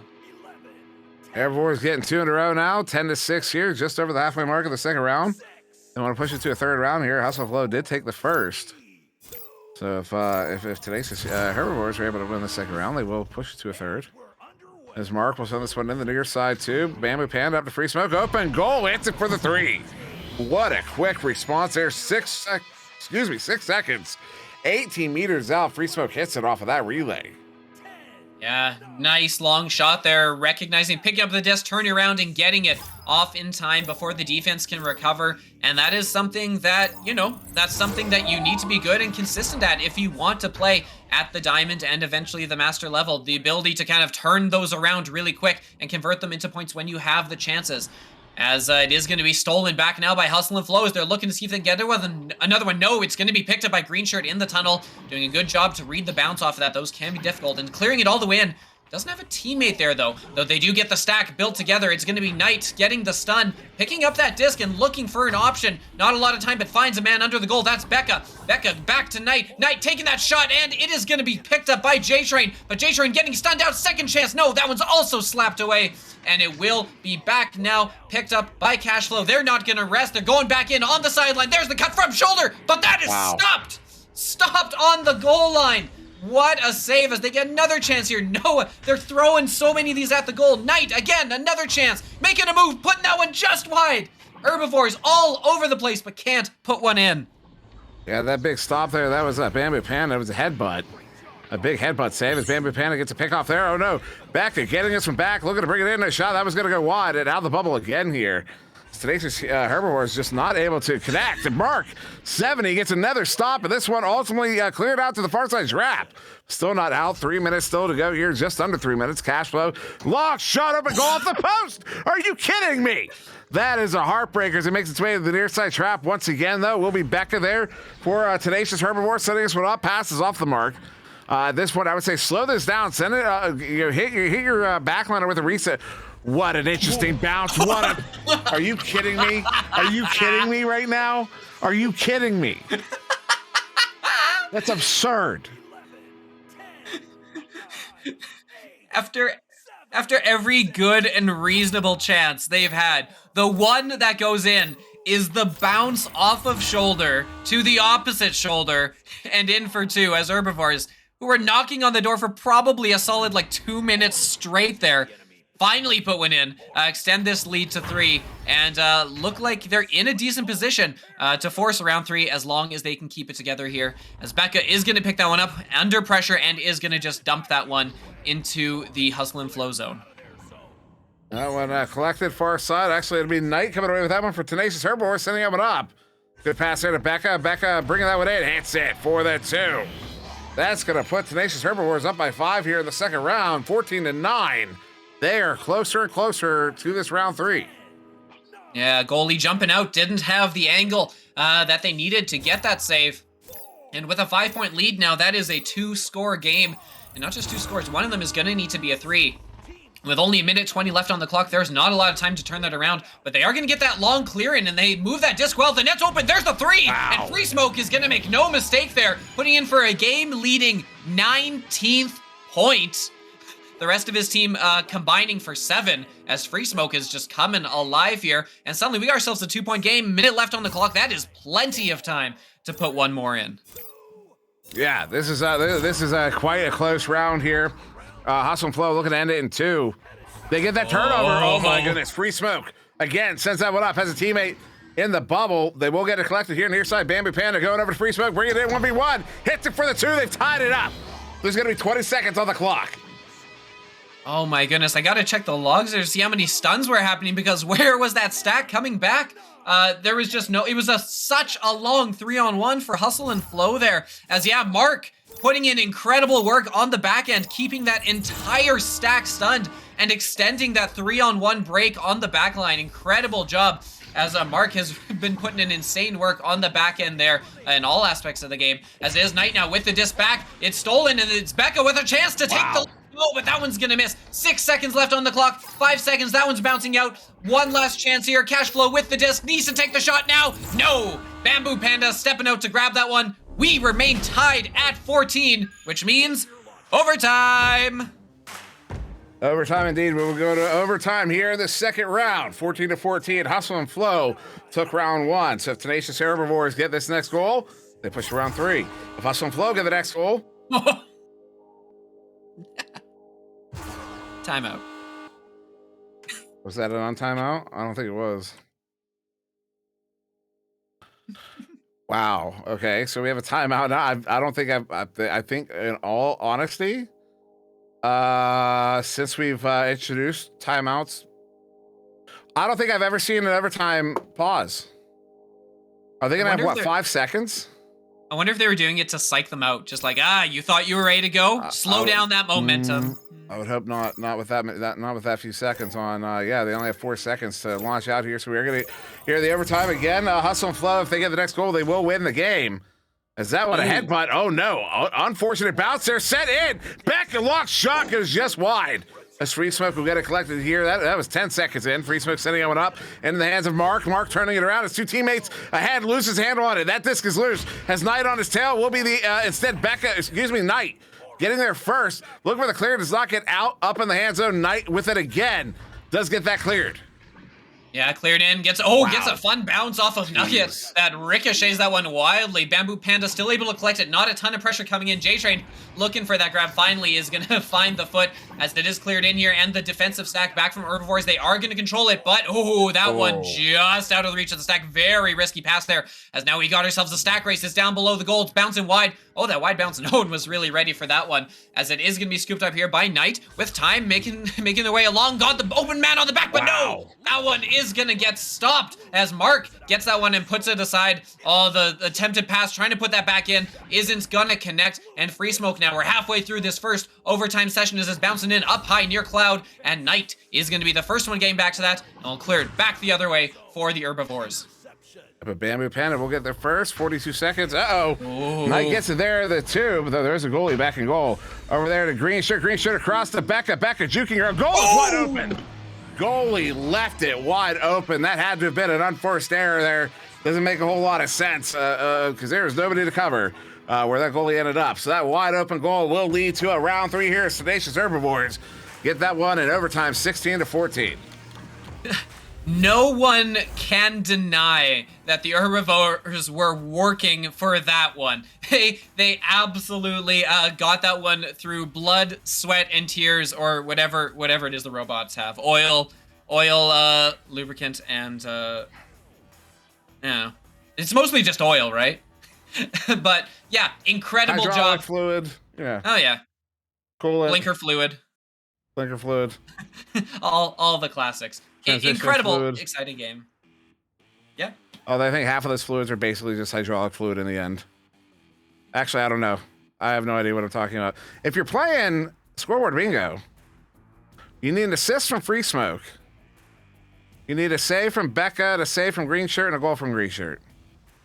But J-Train also needs some points as well. So you actually need quite a few spots here, more than I realized. Five eggs on the 5 eggs in that basket. So look at the shots taken. This is a little absurd. 35-26. That is an obscene number of shots taken in this game. It's wild. It's only something that could happen when you're shooting and they're not going in, either by saves or by them bouncing around, just missing, dinging off the post, as we've seen so much from these Herbivores attacks.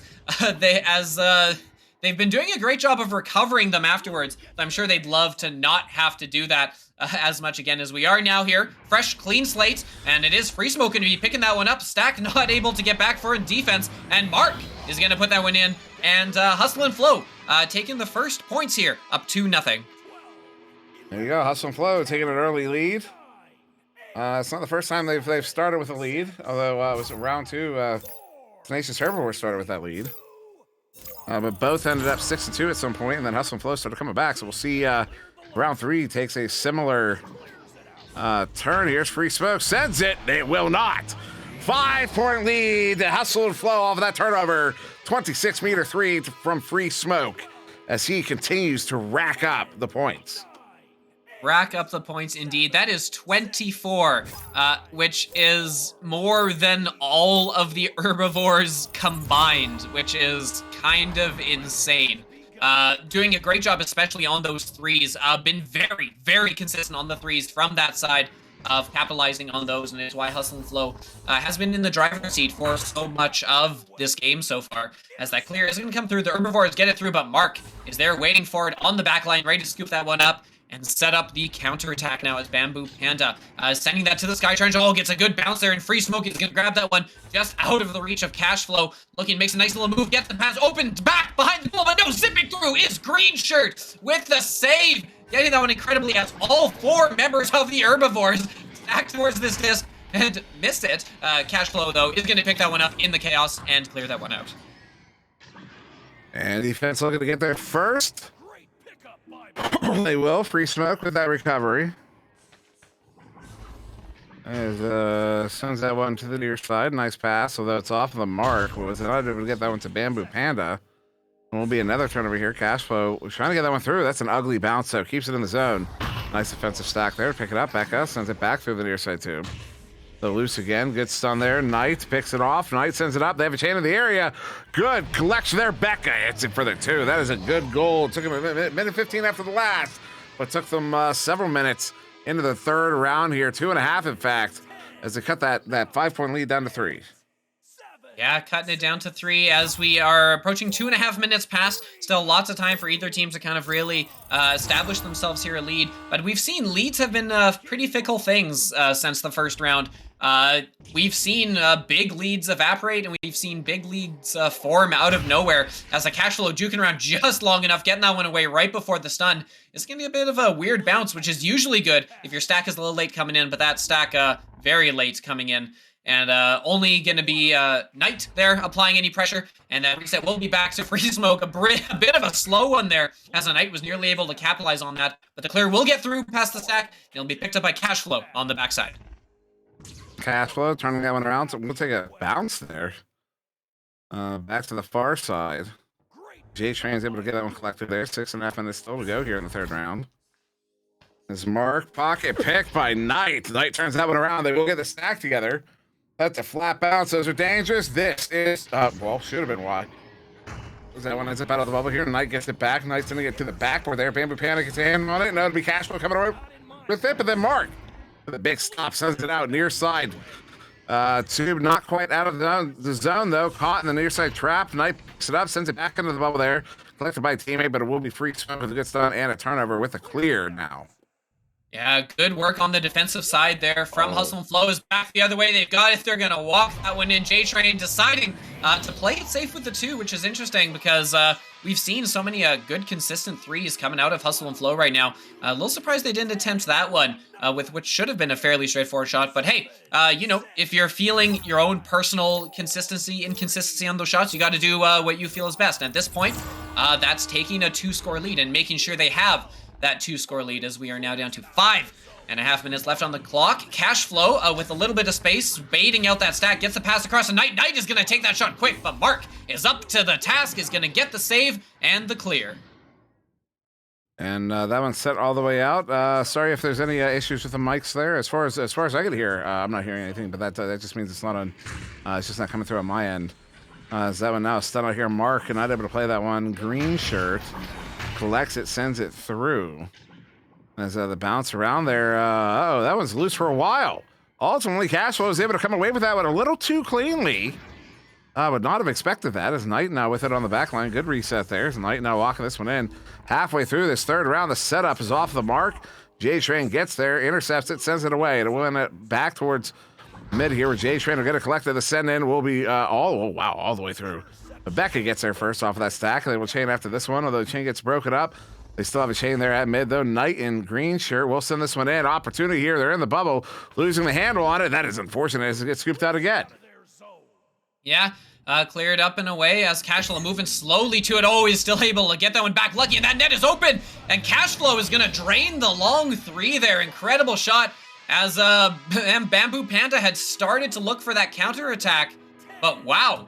Picking that one up and getting the clear, putting that one in for 3 is a great turnaround there from Cashflow and is bringing this back to within 2 points now. Now 7-5, 2 points separating these teams. 4 minutes left on the clock in this determining round 3 as both teams have taken one so far and still anybody's game as well. The slap coming in quick, looking for the goalie stun. It is going to go a little wide though as Knight doing a good job to kind of slap that one across, finds Cashflow. Cashflow looking back tonight. That one's going to be a little off there. And free smoke looking to get to it, but no, good stun out by Green Shirt as they're going to keep the pressure up here. Finding, Becca, that goal is open. Becca will not miss that one. We're tied up, 7s. That's another time where the goalie comes well out of the goal for seemingly no reason. Leaves it wide open for Tenacious Herbivores to score on. Got to watch those. They might just be on accident, but that's an accident you've got to nail down because you can't just be leaving the goal open like that for shooters to take free twos on. Not all of them are as bad as me. If there's another one, Free Smoke hits that 3. 10-7. Unbelievable. 18 meters out. 3 minutes still to go here in this third round. 27 points from Free Smoke. Also, I want to take it while I'm looking at the stats here. We have a total of 18 saves spread across the entirety of Hustle and Flow. Those saves and counterattacks have been golden for them so far. As wow, some nice little moves by Cashflow there to open it up. Green shirt with some space with a teammate above. That's Becca with all the space in the world. Oh, what a great save, but back the other way. Green shirt is going to put that one in as the goalie was not quite able to recover that one. We're back to a 1-point game where those threes could end up being decisive as 1 point. All that's separating these two teams with Hustle and Flow holding on for dear life. Holding on for dear life indeed. As yeah, that one puts Tenacious Herbivores right on their tails again. The center though, that gets all the way to Free Smoke. He's looking at a 1v2 here. Sends that one. Are you kidding me? Are you kidding me? Is this an ult? 30 points. Unbelievable. 2 minutes still to go here. That's a 4-point lead here to Hustle and Flow. My goodness.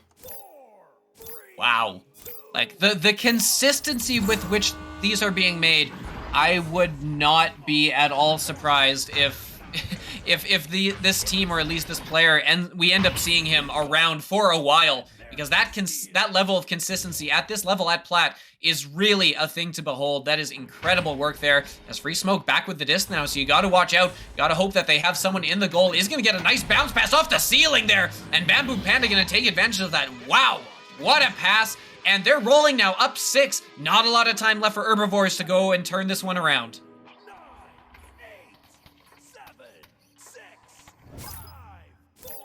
Not much time at all, as it is going to be coming out of the tunnel here is going to be the Herbivores. They're going to need to string together a couple of threes. Twos will not do the trick. They get that long clear in, which is going to bounce all the way, but Mark is up to the task and is going to get the save there. Clears it up to Free Smoke. Free Smoke, who's just going to dump that in off the Sky Trench, is going to hit the nest and is going to bounce back out, which is good because that's where Bamboo Panda is waiting, is going to look for that long 3. It will be picked up by Becca and cleared at least out to mid now. And as we hit 40 seconds left on the clock, J-Train moving in, has a great pass to Bamboo Panda, who will put the final nail in the coffin. Hustle and Flow up 17-9, and they will be taking the win here today. And yeah, unfortunately, I dropped out there for a moment. I am back in the game. There's 20 seconds remaining on the clock here. 17-9. Hustle and Flow will be taking this one at 3. Phenomenal performance from them. Free Smoke just absolutely killing it. And what's very interesting is we were talking about. I mentioned scoreboard bingo. The only 0 left on the board here is Green Shirt with a save. That's it. Everybody everywhere getting stuff on the board. That is phenomenal teamwork from everybody in this game. Goes to show just how much work they put in. But that will be, as we said there, Hustle and Flow taking a 3, 17-9. And with that, I know there's more to get to, as we're 15 minutes late already to the next game. And on top of that, I will be leaving you here. So I'm going to be saying farewell to everybody. Sir Swaggy out, even though I don't have my glasses on anymore because the internet thing really threw me off there for a moment. But you still have an Offbeat and a Newton Dad to look forward to for the next 2 here. So don't go anywhere. We'll be back. They will be back far too long. But with that, I've been SirDimwi. You all have a good night, and they will see you in just a few minutes.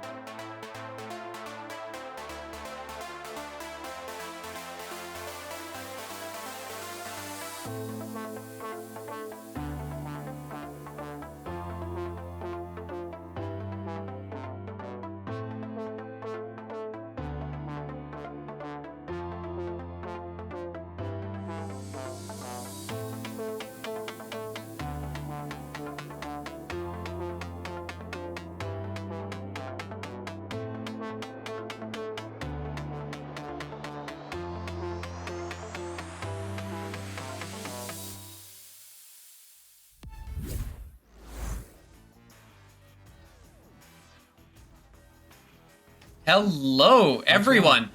Hello, welcome back. It is me, Offbeat. I am joined by our man who's been on the cams all night doing great work. It is Newton Dad, and we are here continuing this train. We got 2 more games tonight. We're going to complete that set of 5 in the evening. The whole gang, the whole team working together to put this great evening together for you. We are really excited for this one because this one is Echoholics and Schrodinger's Disc. 2 teams that honestly are not super far off of the teams we just watched play here today. We've got a rank 43 Schrodinger's Disc at the lower end of Diamond, and we got Echoholics also on that verge of Diamond area, looking to see if they can push themselves into position for the Challenger Cup. Yeah, this is kind of a perennial matchup between these 2 teams. They did actually have a challenge match just a week or 2 ago, and Schrodinger took that one. Echoholics has traditionally loved to play with Schrodinger, and they tend to be on the same level. Me being a former member of Echoholics, have a little bit more insight on this team than I might have on other teams in the league. But yeah, they're very, very well matched. There's some really, really amazing and old school players, even in on the Schrodinger side. S.A. Corrido has been around literally since the dawn of time, in Echo time, that is. But I do hear Ready Up, at least one of them coming in. The teams do tend to be pretty well balanced against each other, and it's almost a crapshoot, or who's having a better day, who gets on fire, who executes just a little bit better as to who comes out on top of this one. It's a lot of fun to watch these guys, and I'm glad we get to do it. But here they go. Absolutely. Yeah, these teams have met 3 times in official capacity throughout the season, twice this season, once back in season 3. The series right now is Echoholics by 2-1, but definitely all very close games. As it is going to be Schrodinger's getting this off the joust initially, as it is going to be sent in down a good couple of passes to reset it back, and they're going to look to slow this one up. As that pass, though, isn't going to connect. Fortunate, though, is Cosmic, who has some time to find that make good play. Has a pass underneath, pass up across, open-ish goal, just the goalie get by, but by then, by the time you get to the goal, there's 4 goalies, and that one is going to get cleared out by Brakara, and that will be slapped further out deep into the disc zone. Yep, Smooth Riding pushing that one extra further into the zone. Cosmic picking it up and bringing it back into the mid, and it does get picked up, but immediately intercepted by Kara. So Kara working the back line, it looks like tonight, a little bit more than the front. That's sometimes an option that the Echoholics pull. They'll keep Chu and Kara back a little bit. That time, that one is, that's a bouncer getting scarily close, as there are people in the neighborhood on both teams. That one getting swatted back out to Corrido. Corrido passing it back up to Feiner. Feiner backing it up, and it is Schrodinger's playing a very tempoed and slow pace here, trying to control the disc, as they understand that Echoholics really do like to intercept and run. So keeping Echoholics kind of off their mainstay, moving the disc carefully around the bubble here, the orange side, but they do get picked off there. Smooth Riding picking up the hands on that one. Get 3 of them out and rolling, and that is a shot, and a beautiful one off that. Smooth Riding starting things out nicely for the night for the Echoholics. 3-0. Yeah, all that possession and nothing really to show for it from Schrodinger's Disc, as they moved it around. They had some chances, were never quite able to finish. We're very near on a few attempts, but just 1 turnover, and Echoholics doing a great job of turning that one back around, getting those stacks together quickly, and capitalizing and putting that one in for a quick 3 as they apply some pressure on the rollout here, but it is going to be picked up and, yep, turned over as ABC New with the disc. Or so AB Chew. AB Chew. My bad. As that's going to get cleared. A nice little bounce pass off the ceiling. Captain Spoon is going to put that one in for 2. As Echoholics now 2 for 2 on scoring chances. Putting themselves up 5-0 as we're just over 2 minutes in. Yeah, Spoon gets rather lethal when you get him inside the bubble. He's a tall guy, and he can move around. He likes to dip and dodge a bit, and is just fearless when it comes to driving the disc into the goal. Sometimes, to a fault, but it works out oftentimes for them. Echoholics, a team that is hell-bent on playing and having a great time as friends, and that's really what they do extremely well. We see Stuff Muff moving this one up, looking like he's having a good time, just walking the disc forward, back out to Corrido, and forward back to Stuff, the pass back to of stuff is loose, so it is bouncing around now just outside the orange zone. Kara looked like she's going to reel that one in and toss it all the way through. Makes the good clear. It'll be a stack race to see who gets there first, and it is going to be the blue side. So Schrodinger's disc picking that one up and bringing it back into the mid with another free disc bouncing around. Stuff Muff grabbing that one out of the air, just choosing to slow down a little bit wisely as the teams move forward into the zone, passing back and forth, nicely done, but then picked off by Kara, who's reading that mid pass, makes the good clear, and the long clear is there. It is the blue team making it to the back line.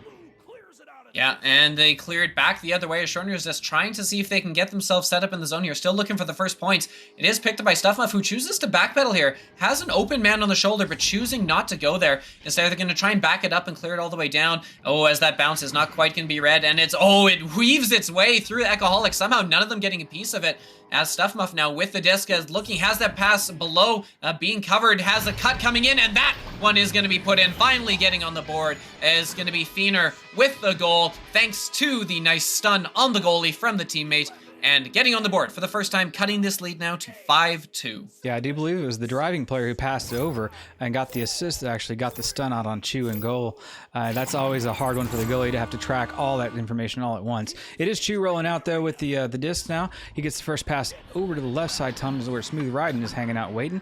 The stack are in the neighborhood, but not yet in Smooth's face. They do come after him, and he throws it forward to Chu. Chu tosses it immediately back to Smooth, and now they're moving forward. They have cross pass over to Kara's missed, but the bounce off the wall is favorable, so she'll get a second chance to handle that one. Gets back to Chu on the back line as they just march forward. The Echohawks now driving into the bubble, and StuffMuff, true to form of their name, stuffing that one right down the gullet of Chu and getting the disc all the way back into the orange side. Yeah, picked up. The defense does a good job getting back, but nice little moves there by Cosmic to pick that one up and snipe across the arena. That reset pass to StuffMuff. Didn't have to work hard to get to that one at all. Great job considering all the pressure that they were under there. Cosmic is looking for the bounce pass, has a man open on the side, and oh, nice little move there. And the goalie being stunned out. That's not going to help his Fiener with the second of this game so far. As we hit the halfway mark, is going to bring this back to within a 1-point game. As, yeah, great job here by Schrodinger's disc, chaining together a few points and getting us back to a 1-point game. Yeah, 1-point game. You know, anything could happen at this point. We still have a whole second half of this round to go, so it's almost like starting over with a 1-point lead. The passing going quickly now for the Echohawks, getting all the way downfield, but the shot is off and it bounces off the shield on the recovery. It's just a loose disc. Everybody's getting stunned. The red names are coming out in force now, but the blue side is picking it up. So Schrodinger's moving it as the stack dumps it to the side to be able to gather themselves and get the clear all the way through. The stack does make it down to the other side, and they get there pretty much all alone, but everybody then arrives after them as they drop out of hyperspace together. And you see Feiner with a hand on it, just getting the tap back to the back line. It is intercepted by the stack of Echoholics. Spoon and Kara working that one as they normally do. It's a little bit of busy over here in the trap, and things get cleared out a little bit. Echohawks trying to get it out of their zone, but can't quite get it through the tunnel. Second attempt there, third attempt, and it finally turns over back to the other side. Sir Captain Spoon picking up that loose slap and just hanging out on the ceiling, slowing things down. Loses the handle on it briefly as they're under pressure by StuffMuff.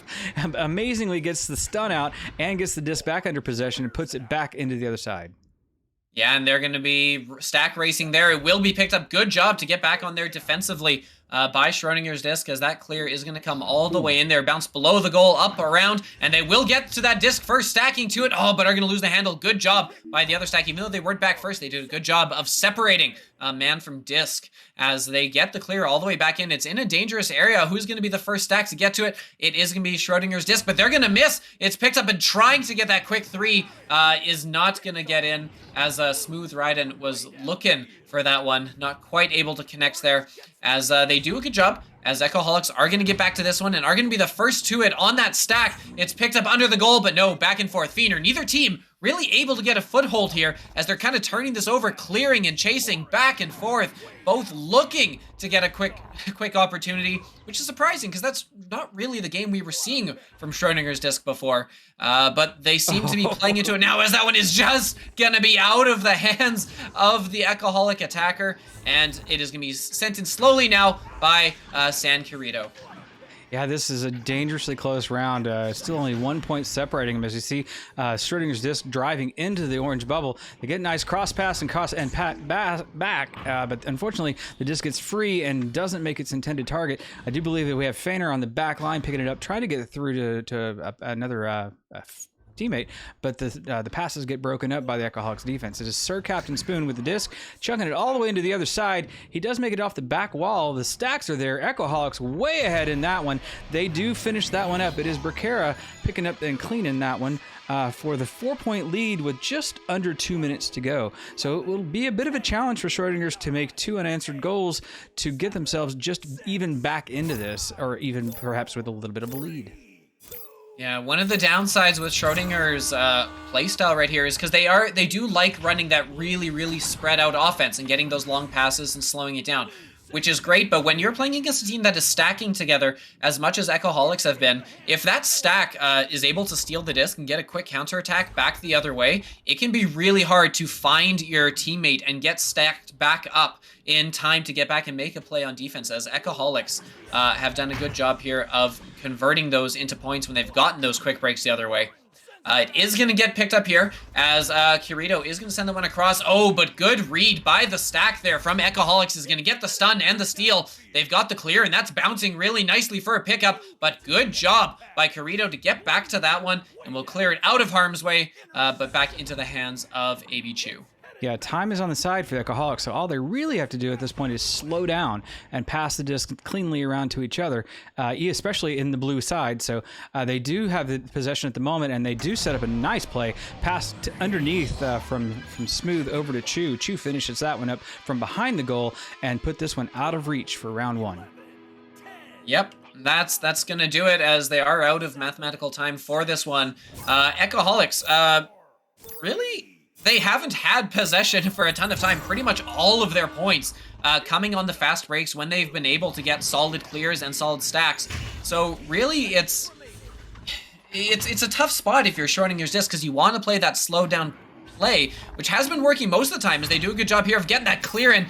Oh, but that cut pass cannot be capitalized on. 3 seconds left in the countdown, and 10-4 is going to be your final, as Schrodinger's just only managing to get 4 points in that round are going to need to change something up if they want a different result here in round 2. Yeah, 10-4, good buddy. We're reading you loud and clear as well. And that is the end of the first round. We do see the stats coming up on the board. Scoreboard care of the stats, of course, being care of Ignite, and the actual labor now these days being done by myself. Just pat myself on the shoulder a bit there. Anywho, looking at the round 1, honestly, what I saw was, of course, as you mentioned, Schrodinger playing a very controlled game, very controlled game, letting Echoholics kind of play their run and gun style. Echoholics very much love to intercept, stun, steal, intercept, and push. That's kind of their whole MO. And with their stacks running as cleanly as they're running right now, only rarely is Schrodinger outrunning Echoholics back to the disc. So when Schrodinger gets back there fast enough, they're preventing the score. But when they're not getting back there fast enough, maybe getting stunned out in the backfield, they're not getting back there, and the points are coming on the board. Yeah, and it's really hurting them. So honestly, what we probably see, if it works out for you if you never lose the disc, right? If you're so good at that play style that you are capitalizing on those 2 points and you don't allow those counterattacks. But that's not happening here, in part because Schrodinger's disc has been having a little trouble getting set up, but also sometimes when they have been. Echoholics have been doing a good job of reading and anticipating the passes, getting there with the stacks, and getting the stun. So what will we see from Schrodinger's disc here? Will they try to adjust and make it a little quicker? Will they try to change up the game plan entirely, or will they just stick to what they have and work to get that consistency? We will see as they move in here, and that pass is read excellently by AB Chu, doing a good job to jump out of the goal and get that stun as they turn it back the other way. So Captain Spoon is going to look to clear that one in. Gets a bit of an unlucky, or is it lucky bounce, because the stack flying back for Schrodinger's disc well overshot that one. Not expecting the bounce straight down there. As Smooth Ryden gets a good pass there, just coming out. That's AB Chu taking the shot, but an excellent save by Cosmic to keep this one locked at 0. Yep, locked at 0, and the disc pretty much in a negative aspect as well as it's bouncing around in the midfield. It is Echoholics grabbing it this time, but it getting stunned out for their efforts. Cosmic nails Sir Captain Spoon on the head there for that one. The stack race is on, and again, Echoholics making good use of those stacks, getting Chew all the way back there for a good clean clear. Deep in the zone, bounces off of the Geo. In the neighborhood is Sir Captain Spoon, ready and willing to clean up the mess and swab the deck like a good captain should every occasionally. Especially when the milk jug spill all over the deck, as they've been doing a good job of collecting that one. I'm sorry, that is one of the hardest word sneaks I've ever had to try and manage. Sorry, Rowdy Artifact, for the delay and for the abysmal performance that was me actually getting that in. That's admirable that you're even looking at the word sneaks, because I couldn't possibly at the moment. Honestly, well, you can't. You're running the cams and everything. I get a little more leeway. Honestly, I do love word sneaks. Send as many of them my way as you can. As Schrodinger's disc, doing a good job of moving it, getting the disc behind the goal, and are going to put that one in to tie this one up at 2. Finally getting those passes to click and keeping it up ahead of that defensive stack. So Echoholics couldn't really ever find enough time to settle back on defense. Yeah, speaking of rowdy artifacts, we are getting a little bit of artifacting from the audio signal. My apologies, I do believe we might have a little bit of internet bubbling going on here, and Discord paying the price for it. So gladly it's that one and not the stream taking the pay. So paying off this one is Chew on the back line. He moves it forward to Smooth Ride, and he's waiting patiently. He's got another good pass over there to Sir Captain Spoon. They just back it out again. They're trying again, liking what they're seeing. This time getting the cross pass, but not the good communication, the good connection. Again, making another drive on the bubble, and another shot just a little bit wide. So that's the third time. And we'll see if the fourth time can be the charmer. The Echoholics going to finally see their luck run out. Looks like it is going to be Feiner claiming that one, but then they immediately turned over Smooth Ride and bring it back in the bubble. Long dump in there, still off the back wall. Nobody claiming it until it comes back in, and then it finally is cleaned up. Combo Smooth to Captain Spoon, and that is more points on the board. 2-point lead from the Echoholics. Yeah, 2-point lead, and everyone doing their part. Sir Captain Spoon, the only player on the team with more than one goal, as that is three now. 3 2-pointers for Sir Captain Spoon, but every other member of the team checking in to kind of do their part and put some points on the board, as it has been a very low-scoring affair, as both teams have been either at times dumping and chasing back and forth without getting settled up, or, you know, just it's been Schrodinger's disc doing their kind of slower approach here, as we now have 6:30 left. It is going to be Schrodinger's disc doing some good job of moving it, keeping it predictable, but that pass is a little off, but they get a second chance. A nice little slap across from Stuff Muff, and that is going to get stuffed into the goal by Cosmic, and we're back tied at 4. Yeah, the patience paid off this time. I mean, as you said before, if they can execute cleanly in the passing, they're going to catch the defense on their heels. And that time, that's what you saw. You saw the slap back, the tap back behind the goal, getting the defense a little bit turned backwards and getting that shot in. It's now AB Chew's turn to walk this one out from the rollout. He finds Smooth. The Smooth is immediately under pressure by the stack. They get a hand on it and slap it deep inside the zone, almost into the goal, as it is now Stuff Muff claiming the loose disc in the orange bubble, circles around to the outside, passes it underneath, has a look at it, but they don't like what they see. Not enough options for Schrodinger's disc at that moment. They choose behind the goal, which is immediately read by Chew. Chew clearing that one out now, and the disc is free, and the run is on, and the shot is there, and Sir Captain Spoon doing what he do best. Yeah, absolutely. There it is again, like we've been saying and like we've been seeing. When it doesn't work out for Schrodinger's disc on the offensive side, that quick counterattack from Echoholics is there to punish it. And that was a critical 3 in what's been, like we said before, a bit of a low-scoring affair. Now taking it up 7-4 as we do hit the halfway mark here. As it's going to be Schrodinger's disc looking to slow this one down. They do take that short pass over to Pac-Man, but do a good job of separating that stack initially. And Stuffuff is going to send that across to Feiner. There's one goalie in there, but no stacks coming back. So all the time in the world to walk that one in. Feiner was, I'm sure, very surprised with just how much time was being allotted to him, and we'll put that one in to bring this one back to a 1-point game. Yeah, you saw him kept checking over his shoulder, like, well, are they coming? Are they coming? Are they coming? And they were. You see them coming through the shield at the very end, but they weren't there soon enough. So maybe a couple pulls too late that time. It is Echoholics with a 1-point lead, just walking this one up with 4 minutes and 30 seconds to go in this round. So just about halfway through the second round here, as we see it is Schrodinger's disc picking that one up and trying to reset it back to the goalie, getting the reset. Stuff Muff working the back there and getting a long, nice pass to the side to S.A. Carito. Carito walking up uncontested at the moment. Finally sees the stat coming in. Passes it down, gets Stuff Muff. Stuff Muff bouncing one off the wall. Lots of people in the neighborhood. That one's going to get picked up by Sir Captain Spoon. The stun's on and the walk up. He almost gets his pocket picked there as the defense was on him. The long dump is in, but the stacks were there, and it is Bracara getting a little bit of noise trying to get through that one, but didn't quite get it. The tap is there, and it's back to the other side.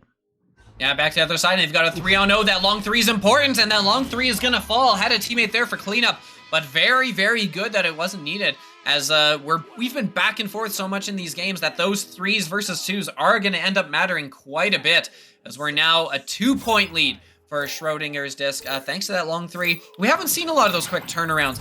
Usually Echoholics have had a goalie back in the goal for that one, but it was turned around so well by Schrodinger's disc that there was no goalie back there.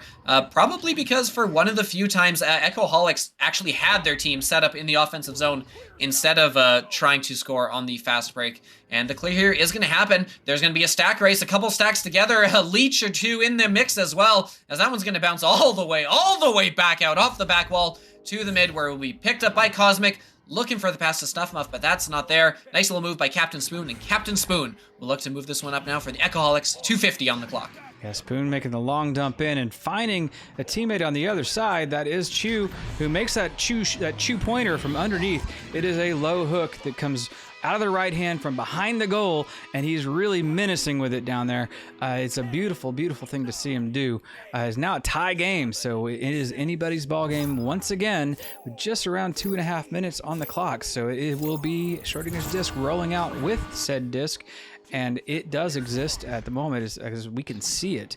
So Carito is now moving the disc around and just waiting for somebody to commit in on him. He has 2 commits there, as the pass doesn't quite make the mark and the long bounce comes through. It is picked up by AB Chew in the backfield. Chew looking around, waiting for that clear. He makes the clear in there, but it does come off the hand of a defender, but it does come right back in the hands of Smooth Right, and Smooth walking it up cleanly, having finally some pressure, tries to pass up to Spoon, who was moving at the nest, but just gets it off the line. Yeah, clear it all the way in. Coming in here, it is going to be picked up on the back line by Chew, but that is, there was a lot of pressure coming there. Good decision just to kind of clear that one and get it out.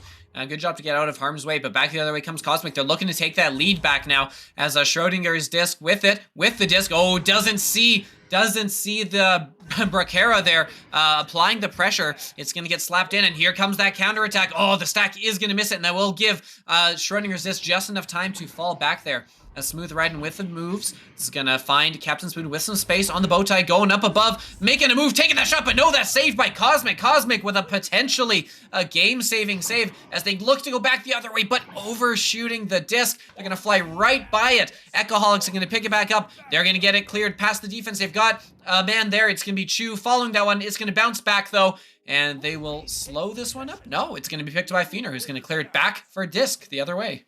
Yeah, really unfavorable bounce, bringing that one back in the Feiner's hands. Feiner clearing it back to Stuff getting it put into the zone, but the disc is just clean, bouncing, careening around, and not finding its targets. Spoon doing a little dance there to Dippy Doodle to get out of the way of the defender, getting the clear deep into the zone.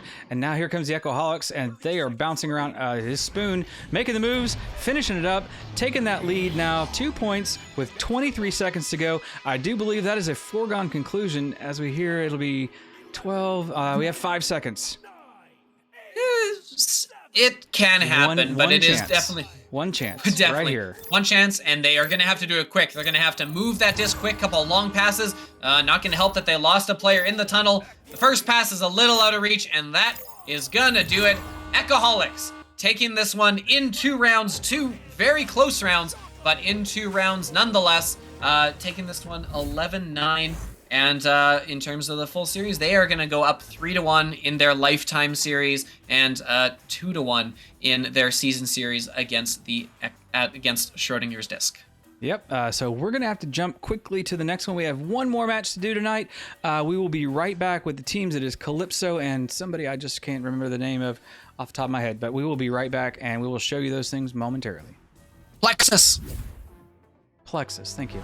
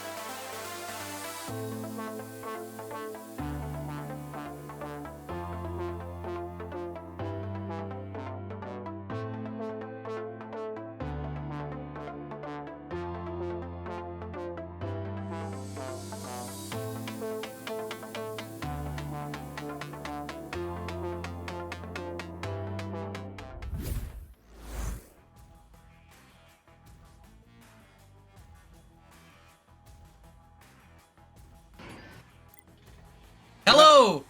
Welcome. We are here, 5th game of 5 tonight, and we got another great one coming at you here. We got Plexus and we've got Calypso. We have been moving at a pace here today. No stops, no breaks, exactly what the viewer demands. Thank you so much for being here with us tonight. I am Offbeat. If you're just joining us, this fine gentleman beside me is Newton Dad. He's been running cams all night, and even here in the late evening, he's doing both the cams and the cast. Big round of applause, Newton Dad.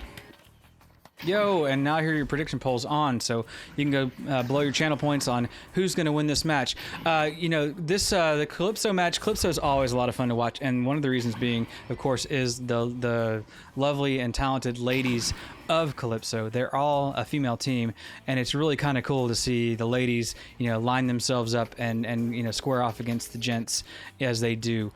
We have on the side of Calypso, we have Glass, Princess Claire, Psychaotic, and Yuji, and on the side of Plexus, their nemesis, their opponent tonight, their antithesis is Loguipo, Dwup, Sweet Arabian Catnip, and Vandal. So Catnip making a return to Echo Arena play yet again. One that we are familiar with in quite a few iterations, but always an interesting one to be watching. I hear the blue team ready. I hear everybody ready. So we're going to start this one up and see how it goes. We are, absolutely. For some context, the scoreboard is going to show you Plexus at Diamond and Calypso at Bronze, and you're thinking, what's going on here? Calypso, this is their 3rd placement match. They will, of course, be finding themselves a rank once we get going here, and it is going to be cleared in, and right away is going to be Dwup putting that one in for Plexus. An incredibly quick start as already 3-0. On the side of Plexus. Yeah, you can't sleep on these guys. These are absolutely killer teams with killer skills and skills aplenty. So you've got to stay on your game. You've got to do your very best. And, I believe both these teams will do absolutely their best. Is Claire rolling out? She has the disc waiting for the pressure. The pressure is on and sends it over to Glass. Glass back to Claire. Claire looking at what next and throwing it forward, trying out Psychaotic. Psycha back to Glass. and glass back to Claire. So we're trying everybody out now. Everybody can handle the disc here, as the long pass was looking through to get to Yuji, but doesn't quite make its mark. It does find the catnip hands, and catnip playing with their food a little bit. Claire managing to intercept that one, looking for the bounce off the ground for Yuji. Yuji not quite in the right place for that recovery, and it does get picked up by Dwup. Dwup moving it through, catnip moving it through. It is then picked up on the backside by Yuji. Yuji dancing around the ceiling, turns inverted, and brings the disc back to Psychotic. Yeah, Psychotic gonna send the one all the way in, and it will be first to it. It's Princess Claire with the disc, but a good defensive stun. Second try, though, coming in is Glass, and Glass is gonna put that one in for 2. Doing a good job to follow up on that play and keep the pressure going, as Calypso is gonna drop this one to a 1-point game, making sure that the momentum doesn't start to roll against them, tucking that one in nicely from the back of the goal. As it is going to be Plexus now with their first offensive joust of the night. They are going to look to move it quick, sending up ahead to the tunnel, and then further ahead to the Pac-Man, doing a good job there of getting that relay going. An open man across, that is going to be Catnip underneath, making some moves, taking that shot off the post, and Princess Claire is going to get a good shield there to hold on to the disc, and is going to clear it out of harm's way, and Yuji will do a good job to intercept that one and clear it out into the Plexus zone. Yeah, deep into the Plexus zone. The disc is just running free. It's Psychotic, first one in the neighborhood. She has a shot, and she finishes that one up off of Dwup. Could have been a little bit of a technical goal. Doesn't matter. Points are points are points. And that is a 1-point lead now to Calypso. Playing the music, and they're doing the dance. Absolutely, as Calypso now back-to-back points, starting to see if they can get a little run of their own going here, as Plexus wasn't able to capitalize on that chance they had after the good quick rollout here. They're doing it again as they move a little through, at least get the first pass, but the second one is going to get disrupted by a stun, and that stack coming in is going to apply a lot of pressure there to Catnip. As it is going to get cleared all the way out, though, as no one on Calypso could really recover that one. The long shot going to come in, that's going to bounce up and high, but they're going to be first to that is that stack, because it's going to be Catnip slapping that one just wide of the goal. Second stack coming back for Calypso is going to get that, and they're going to clear that one all the way through. They are the first stack too. They've got 3 there, but the defense is back, as it's now back to Princess Claire, who's got some time on Star, is looking to find a teammate on the post. That is going to bounce off a shield. They hold the disc, though, and they get that cross back across to Psychotic. Psychotic with the pass. That is going to be intercepted. Well read by Catnip, and that's going to get cleared up into the side tunnel.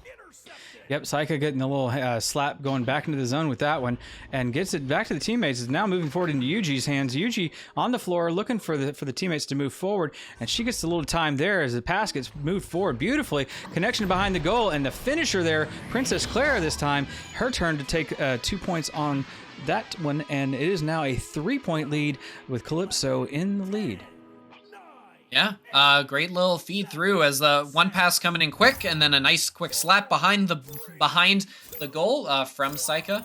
And it's 6 points in a row, a 6-0 run here coming in from Calypso, as a nice little move there by Dwup to hold on to that disc in the face of a bunch of pressure from that sack. The goal is open though, and that is a tough angle shot that Vandal is gonna ding in. Incredible little play there, turning around with not a lot of time. And we are tied up here. 6s all across the board. Yeah, just pulling that one out on the event log. And wow, oh dang, I 71-degree angle. So I mean, if you get to 90 degrees, that's what we call 0, and that was 71 degrees from the on the shot there. Princess Claire rolling that one out. She's getting the forward pass to Glass, and now moving through the trap zone and just getting the bounce off the top of the tunnel. And a long shot in. Yuji had the opportunity, saw the lane, and says, I finished that one up right there. So now taking another 3-point lead. The pause coming out on the side of Plexus, not liking what they're seeing, as they're getting a little bit of a momentum shift going into Calypso's pocket. Yeah, absolutely. That one was a fun one because you could see realizing, recovering the disc there was Calypso, and then look up and sound like, oh, wait, there's no goalie? I'm a good player, I can make that shot, and just like that, makes the shot, threading it through all the defenders who weren't really in a position to cover that angle, and it is gonna be, 3 points, as Calypso is gonna go up by 3 now as we hit the halfway point, and we do have a timeout as we are gonna have a player disconnect, so maybe a little bit of internet issues or headset issues, as Plexus is gonna take some time to get restabilized and to show off some dance moves for the stream, as we always appreciate. We like to have fun on the cams, and so we'll come and spy on you during timeouts. Why not? It's all in good fun. Yeah. Calypso up by 3. What have you been seeing here so far, Newton? I've been seeing a lot of fast play. The control has not. I mean, in contrast to what we saw in Schrodinger's disc, the previous game, is absolutely absent. So it's just literally been pass, or try to clear forward, dump forward, and get people into position. A little bit on both sides, but honestly, the tempo of this game is much different than the previous one, and so it's a little bit different flavor, and of course every game is a little bit different flavor, as some teams like to dance in timeouts and some people like to sit and chat, but the flavor of the game is definitely different, and it's a fun game though. It's a very close, as we can see right now. It's just 3 points separating the whole thing right now. The whole thing can be evened up in one throw. With Yuji getting that nice long shot finisher. It was 28-meter shot that she shot from the trap area. That was a little unsettling, I'm sure, for the side of Plexus. So maybe that's part of this, but also we're dealing with a technical issue as well, as we see one player still out of the arena. We have the total of 5 minutes that we can take here, and they may as well. I mean, they may take it, but they may not. It depends. It just depends on how things go. Yeah. 100%. We will take the time here from, while we've got the time out here, to once again do the fun job of letting you know that, hey, did you know VRML now has a Patreon with lots of fun perks? Well, if you didn't, you do now, because VR Master League, we are always looking to grow, always looking to build that infrastructure and provide a better experience for everyone, both viewing and playing in the leagues. Because, we love what we're doing here, and this is very much a volunteer-run organization. We're all volunteers here, none more so, honestly, than Newton Dad, who is he is a beast behind the scenes. Like, everything you're seeing on the screen right now, completely developed kind of, for the love of the sport and for the league. So, we absolutely would appreciate if you would just hop over and take a look at the offerings there and see if you would be interested in supporting the league. That is not just for Echo Arena, that is for the VR Master League across all the esports we have here, across all of the games. That's Echo Arena, Onward, Pavlov, Final Assault, all the good stuff we have here. We love doing it, and we will, of course, continue to do it with or without the Patreon. But, of course, every little bit does help in terms of bringing you the best experience possible. Right. And, I mean, if you want to get your name on screen on cast, the Patreon people who have contributed get their name on screen. You see it in between every other goal. So half the goals you have the casters' names, and half the goals you see the Patreon sponsors. So if you want to get your name on screen there, all you got to do is step over to Patreon, make your contribution, and we will put you on screen with us. You too could be mentioned on cast or seen on cast, every single cast. And it's a lot less effort than casting or running cams. Or trying to get all the way, or trying to get in every single game, because I tried doing that one season. I was a league sub for 20 matches in the course of 2 weeks, and I was literally like, where's Waldo? Dimwi was like, I wonder if Newton Dad's going to be on this cast. Yes, Newton Dad's here. It was I literally was almost attempting to get on every single cast, but the pause is out, so we see the timer will start here momentarily as the teams are respawning into their locker rooms and lining up. It is a 3-point game on the side of Calypso, so the ladies are currently in the lead, and it is round 1. We have just over half the round to go, and we will take off right here. Previously on Echo Arena, Calypso up 3, having just sunk that nice long 3 from Yuji, and back the other way. A couple long accurate passes. This Plexus moving in quick and getting that 2 points quick, taking no time whatsoever, as Dwup is going to put that one in. But that was a wholesale team effort, moving that disc with such long, accurate passes to move that one in so quickly. And Calypso never really got time to set up and settle in on defense, as Plexus, great job there of getting those 2 points and cutting this lead to 1, as it is now Princess Claire going to take some time and have a bit of a face-off with that enemy stack, eventually passing up to Saika, who will get the clear. Taika getting the clear, and they were moving the disc slowly and carefully. So, and the opposite of what I was calling them out on earlier, which was just the dump and clear, they are moving it carefully from teammate to teammate. Now seeing another teammate get an opportunity. It is Yuji upside down, passing it in, cut pass, beautiful pass to Glass, who walks that one in from a very short distance and literally dunks it in and finishes that one nicely done, as that cut pass was right on the spot. Yeah, and it needs to be. If that's any further forward, the goalie is jumping out to save that one, and if it's any further back, your player needs to slow down to get to it, which means they can't carry that momentum forward into the dunk. So, you know, very, very good pass, very understated. As, that shot coming in there, a little unexpected, is going to go wide, but is still picked up by Lil Guipo, who does a good job of resetting that back, but it isn't going to be picked up by Catnip, who is struggling with that one, but gets it on the second chance. Got a couple open players, one on the ceiling, one cutting from shield. But they didn't know that the cut was coming. They take it back though. Wow, as Lil Guipo with another chance. Goalie's gonna be stunned out, and just like that, it is going to be Plexus cutting this back to a 1-point lead. Yeah, you see that three-pointer show up over and over and over at this point, as they're not making up to the tie game, they're making up to the 1-point deficit. So it is beholden upon Plexus to match that three-pointer at some point to erase that little micro advantage. We see rolling out is the Calypso team moving forward nicely, making the passes, finding the open lane. My goodness, Yuji unloads on that one. It's a 16 meters per second from 15, but man, that thing looked like it was on fire when she let that thing out. Taking it just from the trench edge, so a distance was really nice. The goalie just caught, I guess, off guard, and now it is a 4-point lead on the side of Calypso. So they're managing that extra goal and seeing it pay off extra nice. Dwup now moving up. Yeah, moves up, and that pass isn't quite going to be where they wanted, but that bounce is still loose. Could be really picked up by anyone as it floats into the popcorn area. It will be Catnip picking that one up, is going to find a teammate. Lil Guipo was looking for that cut pass, or was looking for the stationary pass, but the cut was coming in though, as Lil Guipo doing a good job to apply some back pressure there. Isn't going to be enough though, as that will be sent in just out of the reach of Yuji, but Yuji doing a good job holding up that shield and continuing to apply pressure here as they dance on the wall. Dwup and Yuji fighting for the disc there, and it is going to be cleared up. Good pass up the middle to Vandal. Vandal looking for that bail slot, and that's going to go in. What a shot from Vandal. Anyone who's tried to put those in knows how difficult and finicky they can be, but an excellent shot coming there, and Plexus slowly cutting away at this lead as they've been going back and forth, but those threes are absolutely going to help. Yep, the cat cutting it down to the 1-point lead yet again.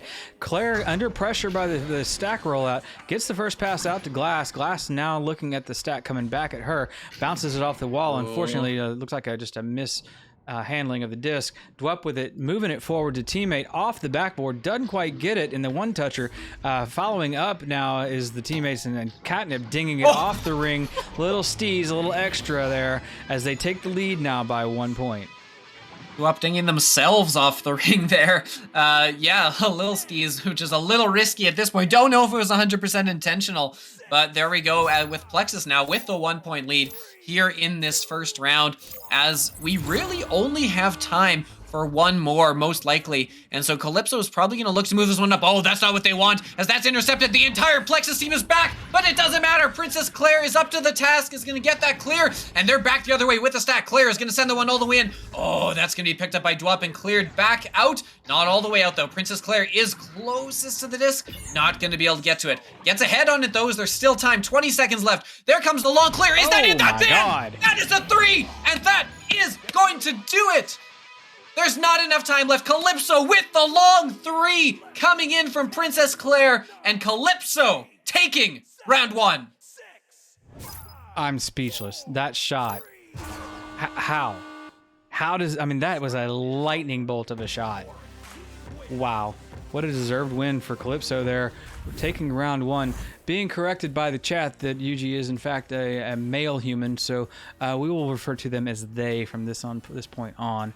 But yeah, what a heck of a first round there. Calypso taking that one just by the buzzer beater at the very end there. And 17-15, a really strong offensive showing from both sides. Scoring coming completely balanced out of the Plexus side. Everybody on the side taking shots and getting points in. Psychotic, the only one on the Calypso side, not with any points, but definitely in great support of her team. Yeah, as someone who occasionally casts side-by-side with Psychotic, I will, of course, be sure to mention that to her and hold it over her head if she doesn't get on the scoreboard here today, as we do, and as is good fun. But wow, yeah, what a game. I want to focus on that last 3 there for a second because you're in a lot of panic there. This isn't just like, oh, we're tied, if we get it, it's great. This is, we are down a point and need the points. At that point, it's really, really hard to overcome that mindset of just get it to the goal as soon as possible. Just kind of slap it there and hope for something. Doing a good job there, not taking too much time to line up the shot, but still doing a good enough job to kind of turn around, ready it, and get the accurate shot. Those are especially hard under that kind of time crunch. Incredible shot. Really looking forward to this round 2 as we're ready to go. We've stalled long enough. We're ready. Second round. Take it away, Newton. Yeah, the disc floating in the middle, and is going to be first taken by Lil Guipo. So Guipo making the first pass, trying for the first pass, finding Geo instead. But no problem. It's turned around the other way, and so far no harm, no foul, as the defense is back for the pickup. Catnip handling that one, moving it forward to the teammate Dwup. Dwup on the ceiling or inverted a little bit, looking to dodge the defense or the offense there and keep going. Guipo with the pass forward, finding friends in the zone, but that is intercepted and interrupted by Psychotic. Psycha throwing it back into mid, but it gets picked up immediately and brought back into the zone. The blue team being very organized and very meticulous and working those passes beautifully now. That one, Vandal with the Catnip as on the finisher, and that is the first 2 points of round 2.